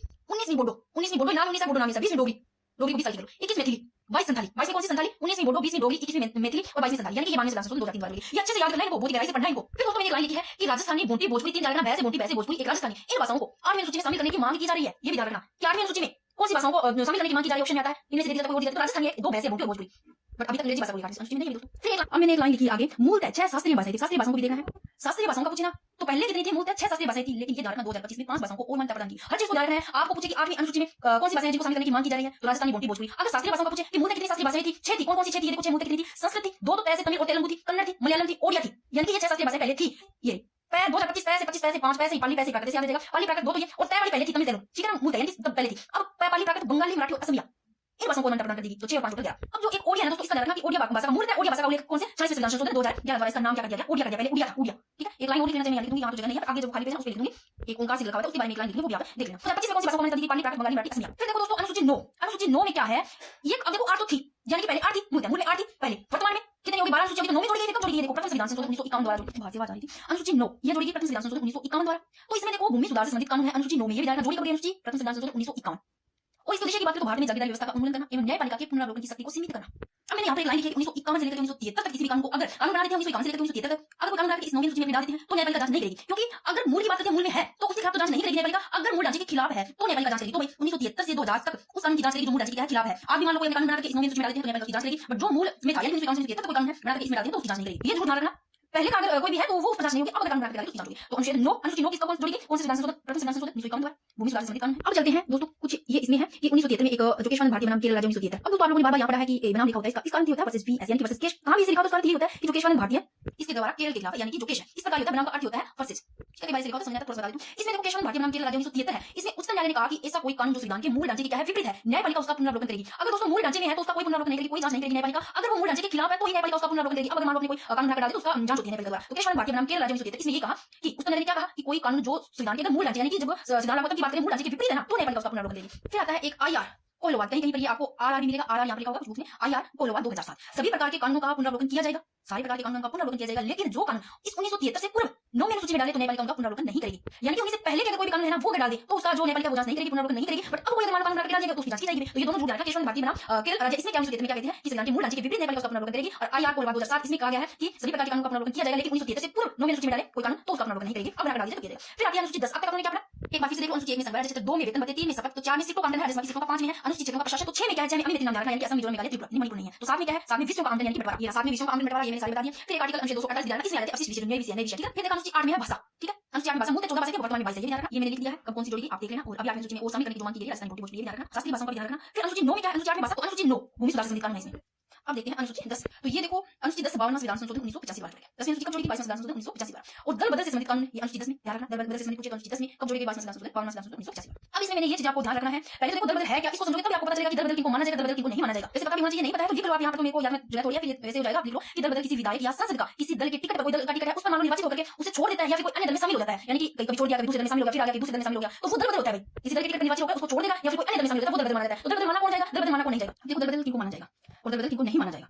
देखो यदि 2/3 से कम सदस्य अगर दूसरे दल में शामिल हो जाए तो वो दल बदल माना जाएगा। यदि मनोनीत सदस्य 6 माह तक किसी दल में शामिल ना हुए, यानी कि 2/3 से कम अगर दूसरे दल में शामिल होता है तो दल बदल में, और मनोनीत मानव सदस्य को 6 माह तक किसी दल में शामिल नहीं होता तो भी दल बदल में माना जाएगा। तो दल बदल में माना कौन सा जाएगा, अगर 2/3 से ज्यादा सदस्य, 2/3 से अधिक सदस्य दल में शामिल होते तो दल बदल नहीं माना जाएगा। माना जाएगा 2/3 से कम सदस्य दूसरे दल में शामिल होता है। और यदि निर्दलीय स्वयं किसी दल में शामिल हो जाएगा, खुद शामिल होता है या फिर खुद स्वयं की इच्छा से पार्टी छोड़ देता है तो भी दल बदल माना जाएगा। अगर भाई यहाँ पर इस पार्टी में चुना रहा है तो वो खुद क्यों छोड़ देगा, स्वयं नहीं छोड़ेगा। कोई मान लो दूसरी पार्टी है, यानी कि जो पार्टी है वो अगर खुद निकाल देती है तो नहीं माना जाएगा, खुद नहीं छोड़ेगा स्वयं किसी दल, यानी कि स्वयं कोई दूसरे दल में शामिल हो जाएगा, फिर खुद छोड़ दे पार्टी को, आप छोड़ देता है तो वो दल बदल माना जाता है। यदि पार्टी के आदेश यानी कि भाई जो आदेश का उल्लंघन करता है, भाई आदेश उनका उल्लंघन करता है तो माना जाता है। फिर दल बदल माना कौन जाएगा, या 2/3 से कम दूसरे सदस्य शामिल हो तो माना जाएगा, ज्यादा 2/3 से दूसरे दल शामिल हो तो नहीं माना जाएगा। यदि पूरी पार्टी का विलय, पूरी पार्टी का विलय दूसरे दल में हो जाए तो भी नहीं माना जाएगा, ठीक है। यदि क्या पार्टी स्वयं निकाल दे, अगर पार्टी खुद निकाल दिया तो सही बात है, निकाल देती तो दल बदल में नहीं आएगा। अगर वो खुद छोड़ रहा है तो वो दल बदल माना जाएगा। दल बदल है क्या, किसी विधायक या सांसद के किसी दल के टिकट पर मान लो निर्वाचन होकर के वो उसे छोड़ देता है या फिर किसी अन्य दूसरे दल में क्या होता है शामिल होता है, वो दल बदल है, वो माना जाता है। तो गठबंधन रहे या टूट जाए तो ये नहीं मानी जाएगी। अब देखो दल बदल हुआ या नहीं हुआ इसका निर्णय कौन करेगा, तो संसद के अध्यक्ष या सभापति के द्वारा होता है। तो ये मैंने बहुत ज्यादा अच्छे से अपनी तरफ से नोट्स में तैयार करवाए दोस्तों कि कैसे क्वेश्चन बिल्कुल सोच पढ़ने से कुछ नहीं पढ़ना पड़ेगा आपको। अभी मैंने क्या बताया था कि कोई दल बदल हुआ या नहीं उसका निर्णय कौन लेगा, उसका निर्णय सदन के अध्यक्ष या सभापति लेंगे। वो लेंगे निर्णय, तो अब जिन्होंने निर्णय लिया दोस्तों क्या उन्होंने सही लिया या नहीं, उसके लिए जो मामला है वो कहां गया, सुप्रीम कोर्ट में गया। तो अब देखो इसके लिए जो है वो है, ये ध्यान रखना कौन सा है, कि तो हेतुवाद 1992 इसमें जाएगा, ठीक है। कि तो हेतुवाद 1992। अब देखो दल बदल के संबंध में जो लिए गए निर्णय है उसको न्यायालय में चुनौती दी जा सकती है, ये ध्यान रखना कौन सा बात है, कि तो हेतुवाद 1992 जो दल बदल के संबंध में जो निर्णय लिए गए थे दोस्तों क्या उनको न्यायालय में चुनौती दी जा सकती है, कौन सा बात पूछा जा सकता है, न्यायालय में चुनौती दी जा सकती है। फिर एक लाइन लिखी है नोट, मूलतः जो संविधान लागू होने की बात हो रही है, मूलतः दल बदल के संबंध में 1/3 से कम सदस्यों का प्रावधान, ध्यान रखना, यानी कि मूलतः पूछे तो दल बदल में कितने सदस्यों का प्रावधान 1/3, बट 2/3 कब कर दिया गया, 2/3 कब कर दिया गया, कानून संशोधन 2003 द्वारा 2/3 कर दिया गया। मैंने एक चीज लिखी है आपको बहुत ही गहराई से पढ़ना है, याद करना है। आप इन दोस्तों अपनी नोटबुक में नोट्स बना लो बहुत ही अच्छे से, क्योंकि मैं ये इंडियन पॉलिटिक्स बीच में नहीं छोड़ूंगी, आपको सारी करवा दूंगी। आप अच्छे से नोट्स बना लो, मैं बार-बार कह रही हूं, कमेंट आ रहे तो मैं फिर से कह रही हूं। अब हो सकता है कई बार मेरे को टाइम नहीं मिलता है तो एक क्लास से नहीं है तो आ जाए, कई बार रेगुलर कई बार बीच में हो जाता है, बट आपकी ये मैं कंप्लीट करवा दूंगी। और अगर आपको इससे भी डीपली, इससे भी ज्यादा कहीं मिलते हैं ना तो कुछ भी लिख के मान लो आपने ये सूची की उसमें छोड़ दो, उसमें कुछ और ऐड करो, इसी प्रकार नोट्स तैयार होंगे। बट मुझे नहीं लगता कि कोई चीज छूटी है, मैंने कोई चीज नहीं छोड़ी, इससे ज्यादा डीपली साइड मिली आपको। तो 11वीं सूची कब जोड़ेगी, देखो 11वीं और 12वीं, 11वीं सूची जोड़ेगी 13वां संविधान संशोधन 1992, तो 12वीं कब जोड़ेगी 13वां संविधान संशोधन 1992। अब 11वीं सूची देखो 13वां संविधान संशोधन 1992 और 11वीं किससे संबंधित है, पंचायती राज से संबंधित। कितने विषय, 29 विषय है। लागू कब हुई, लागू 24 अप्रैल 1993 को। तो 11वीं पंचायती राज से संबंधित 29 विषय, तो 12वीं नगरीय निकाय से संबंधित है दोस्तों, इसमें 18 विषय। लागू कब 1 जून 1998 को। अब फिर से देखो 11वीं सूची 13वां संविधान संशोधन 1992 तो 12वीं में, और 11वीं में पंचायती राज से संबंधित 12वीं नगरीय निकाय से संबंधित है और 11वीं 29 विषय है और 12वीं में 18 विषय। तो 11वीं कब लागू 24 अप्रैल 1993 को और 12वीं 1 जून 1998 को। अब मुझे नहीं लगता भाई आपको ना समझ में आया, अपनी तरफ से मैंने पूरी कोशिश की समझाने की, याद करवाने की, बट या तो आपको ना इसे याद करना पड़ेगा। मूल संविधान में 8 अनुसूचियां थी, वर्तमान में 12 अनुसूचियां, ठीक है। 4 बाद में जोड़िए, अब ये हो गया होगा 2 मिनट में फटाफट रिवीजन कर लो। मूल संविधान में 8, वर्तमान में 8 अनुसूचियां हैं। अनुसूची में संविधान जिसमें कि अनुच्छेद 3 के तहत 22 अनुच्छेद 1 पर अनुच्छेद 2 वेतन भत्ते, ये देख लेना। ये जो है दोस्तों बता देगा इनकी अनुसूची सॉरी इनका ध्यान रखना कि इनको जो वेतन है जो उपराष्ट्रपति साबित हुआ राज्यसभा और सभापति के रूप में मिलता है, ये राष्ट्रपति का ध्यान रखना। वो अनुसूची में है, अनुसूची में शपथ का, ठीक है। शपथ अनुसूची में है, जिसमें कि अगर पूछ ले कि अनुसूची 3 में शपथ आपको कौन से पद का जिनका अनुच्छेद 2 में, तो राष्ट्रपति का अनुच्छेद 60 में, राष्ट्रपति का 69 में, राज्यपाल का 59 में, ठीक है। और पीएम और सीएम ये मंत्री के रूप में शपथ लेते हैं, ठीक है। इनका शपथ का कोई प्रावधान नहीं है, कोई उल्लेख नहीं है संविधान में। फिर अब कौन से पदाधिकारी जिनकी शपथ नहीं होती, तो ये देख लेना। मान्यवादी महाधिवक्ता, राज्यसभा सभापति, सभापति लोकसभा सभापति, अध्यक्ष और उपाध्यक्ष। फिर मैंने शपथ के 4 प्रकार होते हैं। राष्ट्रपति राज्यपाल शपथ लेते हैं संविधान में विधि की रक्षा की और राष्ट्रपति संविधान की प्रतिष्ठा की और कल गोपनीयता की, पीएम सीएम और मंत्री लेते हैं विधि की मर्यादा की न्याय से। फिर बताएं अनुसूची 40 को काम करना, अनुसूची 5 अनुच्छेद का प्रशासन है दोस्तों। अनुसूची 6 में क्या है, ये नाम जानना। अभी देखिए असम मिजोरम मेघालय त्रिपुरा। अनुसूची 7 में विश्व कामन ये यहाँ पर देख लेना। अनुसूची 28 25 जाते हैं। तो अनुसूची 8 में भाषा है दोस्तों, ये भाषा की पहले कितनी थी, पहले मूल 14 भाषाएं थी और अब 22 हो गई है। और जो आप जानना कि 15वीं जोड़ी वो 21 संविधान संशोधन 1967 द्वारा और 16 से 18वें कितने संविधान संशोधन 1992 नेपाली 17वीं मणिपुर 18वीं कोंकणी और 15वीं सिंधी। फिर 22 संविधान संशोधन 2003 द्वारा ये 4 जोड़ी 19 20 21 22 बोडो 20 लोगी 21 22 सरकारी। अभी 8 सूची में की मांग जो की है वो राजस्थानी बोली भोजपुरी को और शास्त्रीय भाषाओं का ध्यान रखना। मूल कितनी थी 6 कौन सी, संस्कृत तमिल तेलुगु कन्नड़ मलयालम कोरिया। और 2025 में 5 भाषाओं को और मंत्र की प्राकृत बंगाली मराठी में एक लाइन बोल देती हूं, इधर लिख देती हूं, कहां पर एक लाइन लिखती हूं, ये देखो मूल जैसे नाला हुआ तब ओडिया भाषा का उल्लेख था। कौन सी भाषा, ओडिया। फिर इसका ओडिया का नाम कर दिया गया 96 संविधान संशोधन 2011 द्वारा ओडिया नाम कर दिया, ये ध्यान रखना, छोटी चीजें ध्यान रखनी है। फिर राजस्थानी भाषा के व्याकरण निर्माण हेतु ये नाम ध्यान रखना ओंकार सिंह रखा है, इसकी अध्यक्षता में समिति का गठन किया गया, ये ध्यान रखना। क्योंकि अभी अनुसूची 8 में राजस्थानी बोली और भोजपुरी उनको भी शामिल करने की मांग की गई है। फिर अनुसूची 10 जो कि दल बदल से संबंधित कानून में है और कब जोड़ेगी 52 संविधान संशोधन 1985। फिर 11वीं सूची कब जोड़ेगी 13वां संविधान संशोधन 1992 तो 12वीं 13वां संविधान संशोधन 1992, ठीक है। ये पंचायती राज से 11वीं बोली है नगरीय निकाय से संबंधित। अब शायद आपको टॉपिक क्लियर हो गया। राधे राधे सभी को। तो दोस्तों आज का अपना टॉपिक रहेगा प्रस्तावना यानी कि उद्देशिका। दोस्तों इंपॉर्टेंट है ये टॉपिक भी और आपको बहुत ही इसको बेसिक से लेकर गहराई तक पढ़ना है। तो अपनी इस क्लास में आज क्या करने वाले हैं, प्रस्तावना को इसी क्लास में कंप्लीट करेंगे, साथ में अपने संविधान के भाग भी इसी क्लास में देखेंगे। पहले से नॉर्मल से भाग देखेंगे, आपको एक जल्दी लिखने बाकी क्योंकि आजकल कोई भरोसा नहीं किस प्रकार का, तो एक जैसी चीजें लिखनी है आपको जिससे आपको फायदा मिलान दे दे तो आप करोगे, एक जगह भाग लिखेंगे। तो प्रस्तावना जो कि उद्देशिका इसको करने से पहले एक बार भाग देख लेंगे, एक वीडियो में भाग देख लेंगे, प्रस्तावना भी हो जाएगी। तो चलते हैं दोस्तों संविधान के भाग देखते हैं एक बार, इसमें भाग बने इसको तो पढ़ना नहीं है, बाकी आपने देखते हैं एक बार देख लो इनको कि भाग 1 में क्या है, संघ राज्य क्षेत्र, क्या है भाग 1 में संघ राज्य क्षेत्र। आर्टिकल कौन से आते हैं दोस्तों, इसमें 1 से 4 आएंगे। भाग 2 में नागरिकता, तो आर्टिकल कौन से आएंगे, 5 से 11, पहले से 4 आएंगे, तो इधर नागरिकता है, भाग 2 में नागरिकता, तो इसमें आर्टिकल 5 से 11 आएंगे। ये तीनों के तीनों इंपॉर्टेंट है, तीनों के तीनों कैसे। भाग 3 में मौलिक अधिकार है, भाग 2 में नागरिकता, भाग 3 में मौलिक अधिकार, तो आर्टिकल कौन से होंगे, मौलिक अधिकार में आर्टिकल 12 से 35 होंगे, 12 से 35 होंगे। तो भाग 4 में राज्य के नीति निर्देशक तत्व, रट लो इनको कैसे भी। आर्टिकल कौन से आएंगे, 36 से 51। कोई भी चीज दोस्तों 3-4 बार पढ़ते हो या फिर उनको अपने बार-बार रिकॉल करते हैं तो वो चीज भूलते नहीं लाइफ में, तो ये आपको एक बार याद करना पड़ेगा। फिर दोस्तों अब आप मेरे को ये बताओ, आप ऐसे समझ जाओगे ना, जहां भी कैपिटल में लिखा आएगा, जैसे कैपिटल में ए लिख दिया ना, इस प्रकार कैपिटल में लिखा था तो वो आप समझ जाओगे कि वो बाद में जोड़े गए हैं। अगर सीधा ए आता, जैसे अपने बी कैपिटल में लिख के सीधा बी लिखते हैं तो छोटा जैसे सीधा बी लिखा यानी ए लिखा, तो वो तो मूल में था ना, समझ जाओगे। और कैपिटल में आता है तो बाद में जोड़ा गया। तो भाग 4 में राज्य के नीति निर्देशक तत्व आर्टिकल 36 से 51, भाग 4 ए ये तो बाद में जोड़ा गया। कैपिटल कब, 42वां संविधान संशोधन 1976 यानी कि 4 के आगे 2 लगाना, 42वां संविधान संशोधन 1976 याद रखिएगा। इसमें फिर क्या केस में आते हैं दोस्तों, मौलिक कर्तव्य। फिर आर्टिकल कौन से आएंगे, इसमें 51 ए आएगा। वेरी वेरी इंपॉर्टेंट, ये क्वेश्चन बहुत इंपॉर्टेंट है। तो भाग 4 ए बाद में जोड़ा गया, 42वां संविधान संशोधन 1976 द्वारा, इसमें मौलिक कर्तव्य आते हैं आर्टिकल 51 से ए, आर्टिकल 51 ए आएगी। फिर दोस्तों ये मैंने बताया आपको पता भी होगा कि भाग 5 पहले आता है, संघ ऊपर होते हैं, तो आप इस प्रकार याद रखो। पहले भाग 5 में संघ सरकार है, भाग 6 में राज्य सरकार है। तो भाग 5 में संघ सरकार, आर्टिकल कौन से आएंगे, 52 से 151। भाग 6 में राज्य सरकार, अनुच्छेद 152 से 237 आएंगे। फिर भाग 7 में क्या है दोस्तों, 7 में है बी राज्यों का प्रशासन, आर्टिकल कौन सा इसमें 238। अब बी राज्यों का प्रशासन मतलब समझ सकते हो, समझ रहे हो कि हमारे संविधान में राज्यों की श्रेणियां कौन सी, 4 श्रेणियां कौन सी, ए बी, ए श्रेणी, बी श्रेणी, सी श्रेणी, डी श्रेणी। एक बार मैं कहीं पर इनको खाली जगह पर लिखने बता देती हूँ। ये दोस्तों ये मैंने लिख दिया, अब देखो आप इनको कि ए श्रेणी, ए श्रेणी, बी श्रेणी, सी श्रेणी, इनको समझो। ए श्रेणी में किनको रखा गया था, ए श्रेणी में यानी कि अंग्रेजों को, यानी कि जो ये ए श्रेणी में कौन से दोस्तों राज्य आते थे, जो कि ब्रिटिश गवर्नर के जाते अधीन थे, यानी कि अंग्रेजों के कह सकते हैं। फिर दोस्तों बी श्रेणी, बी श्रेणी में कौन सी रियासत, देसी रियासत आती थी, कौन सी देसी रियासत आप कह सकते हैं, यानी कि बड़ी रियासत इसमें आ गई, वैसे बी, वैसे बड़ी रियासत, देसी रियासत। सी में कौन दोस्तों, चीफ मिनिस्टर होंगे। और डी से अंडमान निकोबार, डी में कौन सी, अंडमान निकोबार, ठीक है, ये समझ सकते हो आप। तो जो बी राज्य दोस्तों ये अब नहीं है, रिक्त हो चुका है, ये आपको पता होगा। एक चीज पे आप ध्यान रखना, मैंने कल की क्लास करवाई थी, थोड़ा सा इसको देख लो। अनुसूची करवाई थी दोस्तों, जो 12वीं अनुसूची है, इसमें थोड़ा सा देख लेना कि मैंने जब करवाया था तो गलती से यहाँ 98 लिखा गया था 1993 में। तो 1993 में एक बार क्या होता है, लिखा जाता है तो वो पता नहीं चलता, बाद में पता चलता है कि आप तो मैं एक बार क्लियर कर देती हूँ उस जैसी क्लास होती है, थोड़ा देख लिया करो, तो कहीं गलत मत पढ़ो। इसलिए 11वीं अनुसूची देखो, 13वें संविधान संशोधन 1992 द्वारा जुड़ी, 12वीं 13वें संविधान संशोधन 1992 द्वारा, तो 11वीं में किससे संबंधित, पंचायती राज से, 12वीं में नगरीय निकाय से, तो 11वीं में 29 विषय लागू, 24 अप्रैल 1993 को, और 12वीं में 18 विषय लागू 1 जून 1993 को। ये होगा है, देख लेना भूलिए, इसमें वापस आपको जो दोस्तों ए श्रेणी बात करें, उन्हें भाग 6 में था, तो बी श्रेणी का कौन से भाग में था, ये मतलब अब लिखता है भाग 7 में था, ठीक है। और जो सी में आते हैं, सी श्रेणी में कौन से आते हैं, चीफ मिनिस्टर तो क्षेत्र में जो कि भाग 8 में था, और डी वाला भाग 9। आपको थोड़ी चीजें पता होंगी, जिस में थोड़ा सा बाकी आप देख लो, आप फटाफट भाग देख लो सभी को। इस 5 में संघ सरकार, 6 में राज्य सरकार, 4 में राज्य के नीति निर्देशक, 4 ए बाद में जोड़ा गया, तो 42वां संविधान संशोधन 1976 इसमें मौलिक कर्तव्य आर्टिकल 41। फिर दोस्तों 7 में राज्यों का प्रशासन, 8 में केंद्र शासित प्रदेशों का प्रशासन, तो इसमें आर्टिकल 239 से लेकर 242, भाग 9 पंचायती राज से संबंधित दोस्तों पता भी है। इसमें अनुच्छेद देखो, ये तो था ही पहले, अनुच्छेद 239 और नहीं देखो, 239 ए से 240 ओ तक जोड़ेगी, ठीक है। फिर भाग 9 ए, अब कैपिटल में 9 ए यानी कि भाग में जोड़ा गया कब, 53वां संविधान संशोधन 1992। ये एक बार इसको फिर से देखो, इंपॉर्टेंट होते हैं। भाग 4 ए कब जोड़ा गया, 42वां संविधान संशोधन 1976 द्वारा, इसमें मौलिक कर्तव्य है, तो आर्टिकल 51। फिर भाग 9 कब जोड़ा गया, 53वां संविधान संशोधन 1992 द्वारा, इसमें नगर निकाय से संबंधित है, जो 9 ए है, भाग 9 नगर निकाय से संबंधित। आर्टिकल 200 ध्यान रखना, वेरी वेरी इंपॉर्टेंट है। पंचायती राज में तो 240 ए से स्टार्ट हो गया, पंचायती ए से ओ तक, पंचायत का कैसे लेना, ए ओ ए ओ बातें करते रहते हैं, पंचायत में ए ओ, तो याद रखिएगा 240 ए से ओ, इस प्रकार याद करना। फिर 9 ए इसमें है, 9 से नए नाम वाला, नए से ही नगरीय, कर लो शहरों से संबंधित, आपको याद है, नए से ही नो, नए से ही नगरीय निकाय, तो इसमें कौन सा आर्टिकल जोड़ेंगे, इसमें कौन सा आर्टिकल आते हैं, 243 पी से लेकर के 243 जेड जी तक, तो पंचायती ए ओ नगरीय, पी से जेड जी, पी जेड जी, इस प्रकार याद कर लो। फिर 9 बी ये भी कैपिटल है, ये भी बाद में जोड़ा गया, कब जोड़ा गया, तो 9 बी बी बी बी दोनों में पैदा, 2 इधर 9 के आगे 2 लगा दो, बी भी दोनों में पैदा, 12 संविधान संशोधन 2011, ठीक है। अनुच्छेद इसमें आते हैं, भाग बी में जाएगा 243 जेड एक्स से लेकर के 243 जेड टी, ये इंपॉर्टेंट है, तीनों की तीनों याद कर लेना किसी प्रकार से, क्योंकि एक जगह लिखे होंगे ना तो आपको याद भी रहेंगे, और अगर मिलान से आते हैं या कथन से कुछ भी दिया जाता है प्रश्न की कौन सा गलत है ना, कौन सा सही है, तो आप कर लोगे। तो 9 ए पंचायती राज से 9 पंचायती राज से 9 ए नगरीय निकाय से कब जोड़ा गया, 53वां संविधान संशोधन 1992 जेड पी से 243 जेड पी से 243 जेड जी, भाग बी 12 संविधान संशोधन 2011 द्वारा अनुच्छेद 243 जेड एक्स से 243 जेड टी, इसमें आती है सहकारी समितियां, किसमें 9 बी में सहकारी समितियां। फिर कौन सा भाग 10 अनुसूचित क्षेत्र का प्रशासन, आर्टिकल कौन सा 244। फिर भाग 11 केंद्र राज्यों में विधायी और प्रशासनिक संबंध, आर्टिकल 245 263 में भाग 12 में केंद्र राज्यों में वित्तीय संबंध, अनुच्छेद 264 से 301 को एक बार लिख लेना आप। फिर दोस्तों भाग 13 में अंतर्राज्यीय व्यापार वाणिज्य, 301 से 307 आते हैं, 13 इधर है, उल्टा कर दो यानी कि 31 बीच में जोड़ा 301 से याद आ जाएगा। भाग 14 में अखिल भारतीय सेवा, आर्टिकल 308 से 323, भाग 14 ए ये भी देखो, ये कैपिटल बाद में जोड़ा गया 14 एक का 42वां संविधान संशोधन 1976 द्वारा। अब देखो कितने नए जुड़ गए हैं, 4 आर्टिकल और नए जुड़ गए हैं। एक तो देखो 14 ए मैंने बताया, इससे पहले कौन सा बताया, 4 ए बताया, फिर मैंने 9 ए 9 बी 14 ए यानी कि 4 नए जुड़ गए ना, तो खुद देखो 4 ए नए जुड़ा, और देखो ये 9 ए ये भी बाद में जुड़ा, 9 बी ये भी बाद में जुड़ा, ये 14 ए ये भी बाद में जुड़ा, यानी कि 4 जुड़ गए, यानी सब लिखो एक बार, आपको पता चल जाएगा नए जुड़े, ये एक बार देख लो नए जुड़े 4 ए 9 ए 9 बी 14, इस प्रकार पढ़ोगे तो भूलोगे नहीं। फिर दोस्तों देखो इसमें 14 ए कब जोड़ा गया, 22वां संविधान संशोधन 1976 द्वारा, प्रशासनिक अधिकार से संबंधित आर्टिकल 323 ए से 323 बी ए भी, ठीक है। 15 में निर्वाचन आयोग, भाग 15 में किससे संबंधित निर्वाचन आयोग से, आर्टिकल 324 से 329, ध्यान रखना निर्वाचन आयोग में आर्टिकल 324 से 329, भाग 17 में राजभाषा, आर्टिकल 343 से 351, भाग 18 में पाठकालीन प्रावधान 352 से 360, आर्टिकल आपको याद होगा, ये तो याद होना चाहिए, ये झूठ है निर्वाचन आयोग 324 से 300। फिर भाग 19 में प्रक्रिया 361 से 367 आर्टिकल, भाग 20 में संविधान संशोधन की प्रक्रिया, भाग 20 में आर्टिकल 368 के आता है संविधान संशोधन की प्रक्रिया, भाग 21 में ऐसा प्रावधान जो कि 369 से 392, भाग 22 में संक्षिप्त नाम हिंदी में प्राधिकृत पाठ, आर्टिकल आते हैं 393 से 395। तो लास्ट तो वैसे देखो, लास्ट आपने देखो अंतिम तो ये हुआ ना, यानी कि अपने कह सकते हैं अंतिम अनुच्छेद ये है, बट अनुच्छेदों की संख्या बढ़ाकर 460 से ऊपर हो गई, कैसे 460 से भी ऊपर है। देखो ये 4 तो ये नहीं जोड़ दिए, 4 ए 9 ए 9 बी 14 ए, इनको देखें। और दोस्तों मैं बताती हूं कि जब आप इनको देखोगे, यानी कि इसमें देखो भाग 9 में पंचायती राज से संबंधित जो कि 243 ए से लेकर 243 को, इस प्रकार आप देखोगे ना तो आपको कितने देखोगे, आप 460 से भी ज्यादा, जैसे कि 9 ए में देखो 343 बी से 343 जेड जी हो गया, 9 भाग 9 बी में कितने आ जाते हैं देखो, जैसे 243 जेड तक, तो इस प्रकार आप देख सकते हो कितने होंगे। बट भाग 22 यहां पर आर्टिकल की बात है, तो अंतिम इनमें आर्टिकल कह सकते हैं, अंतिम तो ये रहेगा जो लिखा होता है ना। अब करते हैं दोस्तों प्रस्तावना, एक बार भाग देखिए, अब इनको बहुत ही अच्छे से पढ़िए प्रस्तावना को। सबसे पहले दोस्तों बात करते हैं, आप लोगों ने अगर प्रस्तावना पढ़ी है या आपके पास है या फिर आप गूगल से प्रस्तावना जो जैसी उसको सर्च कर लेना, उसकी फोटो कॉपी निकाल के चाहिए अपने नोट्स में लिख लेना, प्रस्तावना जरूर पढ़ना। क्योंकि मैंने यहाँ पर कोई प्रस्तावना को नहीं लिखा है, मेरे को भी टाइम लगता है, आपके लिए मैं नोट्स बनाती हूँ, इतना टाइम नहीं होता है। एक बार आप खुद प्रस्तावना को इस बुक में देखो, इंग्लिश में भी देखो और हिंदी में भी देखो, क्या लिखा है खुद देख लो, एक बार पढ़ लो। हम भारतीय लोग हैं, भारतीय संपूर्ण प्रभुत्व संपन्न समाजवादी निरपेक्ष लोकतंत्रात्मक गणराज्य बनाने के लिए तथा उसके समस्त नागरिकों को सामाजिक, आर्थिक और राजनीतिक न्याय, विचार, अभिव्यक्ति, विश्वास, धर्म और उपासना की स्वतंत्रता, प्रतिष्ठा और अवसर की समता प्राप्त कराने के लिए तथा उन सब में व्यक्ति की गरिमा और राष्ट्र की एकता और अखंडता सुनिश्चित करने वाली बंधुता बनाने के लिए दृढ़ संकल्प होकर अपनी संविधान सभा में आज तारीख ध्यान रखना 26 नवंबर 1950 संविधान सभा, इसमें जो है तारीख कौन सी लिखी हुई है, ये प्रस्तावना है, इसमें डेट जो लिखी हुई है 26 नवंबर 1949। ये पूछा जा सकता है आपको, तिथि ध्यान रखना मिति मार्च शुक्ल सप्तमी संवत 2006 विक्रम यानी 2006 ये वर्ष मिति यानी कि तिथि। तो आप ये प्रस्तावना जरूर देना, इसमें देखो इसको संविधान को अंगीकृत अधिनियमित और आत्मसात करते हैं। तो अभी इनके बारे में एक क्वेश्चन देखेंगे, मैंने लिखे किस प्रकार बन सकते हैं, इंग्लिश में भी आप देखना। एक दोस्तों इसी प्रस्तावना से क्वेश्चन बना हुआ है कि प्रस्तावना में भारत शब्द का कितनी बार प्रयोग किया, खुद देखो भारत शब्द का कितनी बार प्रयोग किया हुआ है। देखो एक तो भारत के लोग यहाँ पर भारत है, एक फिर भारत को 2 बार बना हुआ है भारत शब्द। ये प्रश्न बना हुआ है कि प्रस्तावना में, यहाँ से आपको पीछे साल मिल जाता है, प्रस्तावना को अच्छे से पढ़ ले तो यहाँ से प्रश्न बन जाते हैं, प्रस्तावना को अच्छे से देखना है। ये प्रश्न बना हुआ है कि इस प्रस्तावना उद्देश्य का इसमें भारत शब्द कितनी बार लिखा हुआ है, तो भारत के यहाँ पर भारत एक बार, फिर भारत को यानी 2 बार। चलते हैं ये फिर बाद में देखेंगे, अपनी जो विवाद है, यहाँ से क्वेश्चन बनते हैं वेरी वेरी इंपॉर्टेंट। ये जितना इंपॉर्टेंट है दोस्तों, यहाँ से सीधे क्वेश्चन बनते हैं, बने हुए इनको देखेंगे, समझेंगे बिल्कुल आसान भाषा में। इसमें जो एक बेवड़ी बात 1960 वेरी वेरी इंपॉर्टेंट, और एक जो क्वेश्चन भारतीय नाम के राज्य, ये दोनों तो इतने इंपॉर्टेंट है, दोनों को किसी प्रकार आपको देखना है, याद करना। अब लोग चले आप लोगों ने प्रस्तावना देखी दोस्तों, देखिए ना उस प्रस्तावना की प्रथम जो पंक्ति है वो हम भारत के लोग से स्पष्ट है कि संविधान का स्रोत क्या है, भारतीय जनता। इंपॉर्टेंट पहली लाइन, भारतीय जनता है कि संविधान का स्रोत पूछे तो भारतीय जनता। फिर दोस्तों एम संविधान की अंतिम शक्ति भी किसमें निहित है, अंतिम शक्ति भी भारतीय जनता में निहित है।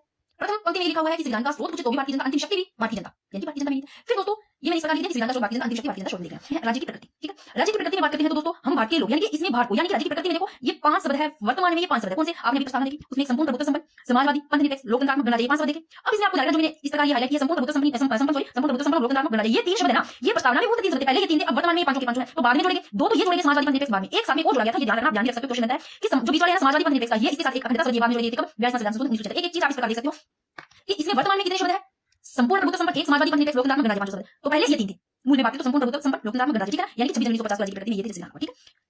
अब दोस्तों आगे देखते हैं, एक बार आप इनको भी देख लो कि इनका मतलब तो पता होगा कि क्या क्या मतलब है, सभी को पता नहीं होगा, फिर मैं एक बार बता देती हूँ, नहीं पता तो आप अपनी नोटबुक में लिख लेना, नोट्स बनाओ इस प्रकार। फिर आखिरी पूछा जा सकता है, आपको एक भी चीज नहीं छोड़नी, सब लिखना है कि संपूर्ण प्रभुत्व संपन्न, इसका क्या अर्थ है दोस्तों कि भारत के आंतरिक और जो बाह्य मामले में उसमें कोई भी किसी दूसरे देश है ना वो उसमें हस्तक्षेप स्वीकार नहीं करेंगे। लिख लो चाहे आप कि भारत के आंतरिक हो गया और बाह्य मामले है उसमें किसी भी देश दूसरे देश के हस्तक्षेप को क्या नहीं करेंगे, स्वीकार नहीं करेंगे। तो समाजवादी का क्या है दोस्तों, समाजवादी करते हैं उत्पादन एवं वितरण पर किनका अधिकार होगा, किनका नियंत्रण होगा, सरकारी नियंत्रण होगा। ये भी लिख सकते हो, उत्पादन एवं वितरण पर सरकारी नियंत्रण होगा, समाजवादी का। पंथ निरपेक्ष का क्या हुआ मतलब कि भारत का कोई राज्य नहीं होगा। और लोकतंत्रात्मक का क्या होगा दोस्तों, यानी कि ऐसी शासन व्यवस्था, ऐसी शासन व्यवस्था जिसमें जनता की भागीदारी होगी। लोकतंत्र यानी जनता की भागीदारी। गणराज्य बच्चों को पता होगा, नहीं पता, बता दिया, सभी को पता है, सारे पता भी होगा। वैसे गणराज्य यानी देश का राष्ट्रपति क्या होता है, निर्वाचित होता है, तो 5 आपको पता होना चाहिए। अब देखो क्या देखा कि हम भारतीय लोग जो पहली पंक्ति लिखी हुई दोस्तों, संविधान स्रोत क्या है, इसमें भारतीय जनता, अंतिम शक्ति भी भारतीय जनता, दोनों ही है। फिर मैंने ये बताया कि 5 शब्द आपको जानना, वर्तमान में क्या है, संपूर्ण प्रभुत्व संपन्न, समाजवादी, पंथ निरपेक्ष, लोकतंत्रात्मक गणराज्य। तो प्रस्तावना में मूल यानी कि पहले मूल कितने थे जो संविधान लागू हुआ 26 जनवरी 1950 राज्य की प्रकृति में ये 3 शब्द थे, गणराज्य, लोकतंत्र, संपूर्ण प्रभुत्व, ये तीनों लिखे। और जो 42 संविधान संशोधन 1966 द्वारा जोड़े गए दो तो ये समाजवादी, पंथ निरपेक्ष, एक अखंडता जोड़ा गया। अब ये बोलो अब शासन के उद्देश्य है कि नागरिकों को क्या क्या मिलेगा, न्याय मिले, स्वतंत्रता, समता। न्याय कितने प्रकार की, 3 प्रकार की, नागरिकों को न्याय कितने प्रकार की, 3 प्रकार की मिले, कौन सी, सामाजिक, आर्थिक, राजनीतिक, यानी कि 3 है, सामाजिक, आर्थिक, राजनीतिक, न्याय 3 प्रकार। स्वतंत्रता किस प्रकार की स्वतंत्रता मिलेगी, विचार करने की स्वतंत्रता, अभिव्यक्ति, विश्वास की, धर्म की, उपासना की, ये सब पता होगा आपको। समता 2 प्रकार की, कौन सी, प्रतिष्ठा और अवसर की समता। इंपॉर्टेंट है दोस्तों, आते हैं क्वेश्चन। तो दोस्तों शासन के उद्देश्य में नागरिकों को मिलेगा न्याय 3 प्रकार की, मैंने बता दिया। तो इसमें उल्लेख पूछे तो अनुच्छेद 38 में भी है जो कि भाग 4 में। स्वतंत्रता की बात करें तो आर्टिकल जो 19 है इसमें भी उल्लेख है इसका, और समता की बात करें तो आर्टिकल 16 इसमें भी इसका उल्लेख है, ये बात देख रहे हैं। अब दोस्तों ये मैंने बताई थी जब आपको प्रस्तावना कराई, उसी में सब पूछा था, उसमें क्या लिखा हुआ था, एक डेट लिखी थी प्रस्तावना में, बुक में करवाई थी, एनसीईआरटी की बुक है जिसमें एनसीईआरटी का सारा 36 लेकर 22 तक। तो उसमें लिखा हुआ संविधान के अंगीकृत होने की दिनांक पूछ रहे तो कौन से, 26 नवंबर 1949 मिति मार्च शुक्ल सप्तमी विक्रम संवत 2006 लिखा हुआ था। अब ये इसमें 3 शब्द है प्रस्तावना में, कौन कौन से देखो, खुद देख लो, बुक ले लेते हैं दोस्तों, पढ़ने में मजा भी नहीं आता है क्योंकि बोरिंग लगती है, सही बात है ना, बट कई बार हमने अच्छे से पढ़ते हैं तो मजा भी आता है। ये इसमें खुद देख लो, ये 3 शब्द लिखे हुए हैं, संविधान को अंगीकृत, अधिनियमित और आत्मविद, अंगीकृत, अधिनियमित और आत्मविद, ठीक है। ये डेट संविधान कौन सी तारीख लिखी हुई है, ये 26 नवंबर 1949 मिति मार्च शुक्ल सप्तमी संवत 2006 विक्रम, ये चीज मैंने यहाँ पर लिखी है, जानकर खुद देख लो। तो प्रस्तावना में संविधान के अंगीकृत होने की दिनांक पूछे तो 26 नवंबर 1949 रख लो। फिर देखो इसमें 3 शब्द लिखे, अंगीकृत, अंगीकृत का क्या होता है, स्वीकार करना, अधिनियमित यानी कि लागू करना, आत्मविद स्वयं को सौंपना। हर चीज गहराई से पढ़नी पड़ेगी। प्रस्तावना पर प्रभाव देखो किसका है दोस्तों, ये पढ़ो इनको अच्छे से। प्रस्तावना पर 4 देशों का प्रभाव है, कौन कौन से देखो। जो प्रथम पंक्ति है दोस्तों वो अमेरिका से ली, प्रथम पंक्ति अमेरिका से, सबसे पहले आता है, ऑस्ट्रेलिया में भी है, पर आपको कैसे याद करना है, अमेरिका। फिर प्रस्तावना की भाषा से ली, कहां से ली, भाषा से ली ऑस्ट्रेलिया, ठीक है। ये 3 शब्द देखो, स्वतंत्रता, समता, बंधुता, ये कहां से लिए, फ्रांस से। आप कैसे याद करोगे इनको, याद करने का देखो, फ्रांस से लिए, फ्रांस। अगर हमें स्वतंत्रता करना है, समता, बंधुता, इस प्रकार को स्वतंत्रता करने के लिए फांसी लिए, फांसी से फ्रांस, इस प्रकार याद करोगे आप। तो प्रस्तावना पर प्रभाव देख लो, अमेरिका, ऑस्ट्रेलिया, फ्रांस और सोवियत संघ, यानी कि सोवियत संघ जो रूस है, इन चार देशों का प्रभाव। प्रथम पंक्ति अमेरिका से ली, प्रस्तावना की भाषा से ली ऑस्ट्रेलिया से, स्वतंत्रता, समता, बंधुता, फ्रांस से। फिर 3 शब्द लिखे हैं देखो, सामाजिक, आर्थिक, राजनीतिक है, सामाजिक, आर्थिक, राजनीतिक है, सोवियत संघ से, ठीक है। अब आपको प्रस्तावना से ये कथन है ये याद करने हैं दोस्तों, इनको किसी प्रकार याद करो। नानी पालकी वाला ने क्या कहा कि प्रस्तावना संविधान का परिचय करता है। इन्होंने प्रस्तावना संविधान का परिचय दिया कि अगर उसको पढ़ोगे तो उसमें सब कुछ आ जाता है, परिचय कुछ देखने की जरूरत नहीं। फिर जो नेक्स्ट बात है दोस्तों, इन्होंने कहा कि प्रस्तावना संविधान की कुंजी है, कुंजी कहने वाले अगेंस्ट बात, अब बात करने वाले बात बाहर जाने कुंजी से कुंजी कुंजी काला कुंजी लगा के इस प्रकार याद करना चाहिए। नानी पालकी परिचय, और नानी से नाना जी की नानी जी का परिचय देते हैं, इस प्रकार याद करना। फिर ठाकुरदास ठाकुरदास इस प्रकार ठाकुर लोग होते थे ना, वो ऐसे लोग आभूषण लगा पहनते, आत्मा को सब कुछ मानते, आत्मा आभूषण, इस प्रकार याद करना। याद नहीं तो मैं करवाने के लिए बोल रही हूं। ठाकुरदास इन्होंने कहा कि प्रस्तावना संविधान की आत्मा यानी कि आभूषण कहा इन्होंने। और मोहम्मद हिदायतुल्लाह ने कहा कि प्रस्तावना संविधान की मूल आत्मा का पूछे तो मैं से मोहम्मद हिदायतुल्लाह, मैं से मूल आत्मा। फिर के मुंशी प्रस्तावना संविधान की राजनीतिक कुंडली है, के मुंशी कैसे कुंडली, राजनीतिक कुंडली का है, याद करो, इतने कथन आते हैं, पूछे जाते हैं, तो क्वेश्चन करनी करो। अब दोस्तों एक लाइन में इस प्रकार लिखा है कि जो पंडित जवाहरलाल नेहरू है, इन्होंने कहा आत्मा किसको कहा, भाग 3 को आत्मा कहने वाले पंडित जवाहरलाल नेहरू, ठीक है। भाग 3 को आत्मा कहने वाले पंडित जवाहरलाल नेहरू, भाग 4 को आत्मा कहने वाले ग्रीनविच ऑस्टिन, और भाग 5 को आत्मा कहने वाले डॉक्टर भीमराव अम्बेडकर। इनको याद करो, भाग 3 पंडित जवाहरलाल नेहरू, 4 ग्रीनविच ऑस्टिन, भाग 5 को आत्मा कहने वाले डॉक्टर भीमराव अम्बेडकर। फिर देखो संविधान सभा में प्रस्तावना में इन शब्द जोड़ने का सुझाव दिया, ये भी आपको याद करने कौन कौन से शब्द है। पहले है ब्रजेश्वर प्रसाद, इन्होंने जो शब्द जोड़ा, कौन कौन से, अनिवार्य शिक्षा, इन्होंने जोड़ने का सुझाव दिया ब्रजेश्वर प्रसाद ने, कौन सी, अनिवार्य शिक्षा और सैन्य शिक्षा। इसके अलावा आपातकाल में निःशुल्क चिकित्सा सहायता, यानी कि निःशुल्क चिकित्सा सहायता आपातकाल में, पंथ निरपेक्ष का भी ब्रजेश्वर प्रसाद। फिर दोस्तों रोहिणी कुमार है, ये व्यक्ति का नाम रोहिणी कुमार है, कौन सा रोहिणी कुमार, ये आदमी है जिन्होंने देवी शब्द जोड़ने का, रोहिणी कुमार। वैसे आदमी आप रोहिणी से लेना, देवी का रूप का नाम लगा देते हैं, इसे याद रखिएगा देवी शब्द। फिर एचवी कामत, कामत से आप लेना काम करेंगे तो ईश्वर की कृपा होगी, इस प्रकार एचवी कामत ने ईश्वर शब्द जोड़ने का सुझाव। हजरत मोहानी, इन्होंने समाजवाद, संघात्मक, ये दो हसन रुहानी, फिर सिविल सक्सेना ने महात्मा गांधी शब्द जोड़ने का, ठीक है, याद कर लो। अब पेज तो ये काफी इंपॉर्टेंट है क्योंकि ये जो विभाजन है ना दोस्तों, विभाजन से क्वेश्चन बनते हैं, सीधे बने हुए सेकंड ग्रेड में क्वेश्चन बने, आपको बता दिया। तो सबसे पहले यहाँ पर देखते हैं दोस्तों कि प्रस्तावना में डेट तो ये भी पढ़ी है, प्रस्तावना में कौन सी डेट लिखी है तो थोड़ी देर पहले प्रस्तावना पढ़ी, उसमें हमने पढ़ा कि 26 नवंबर 1949।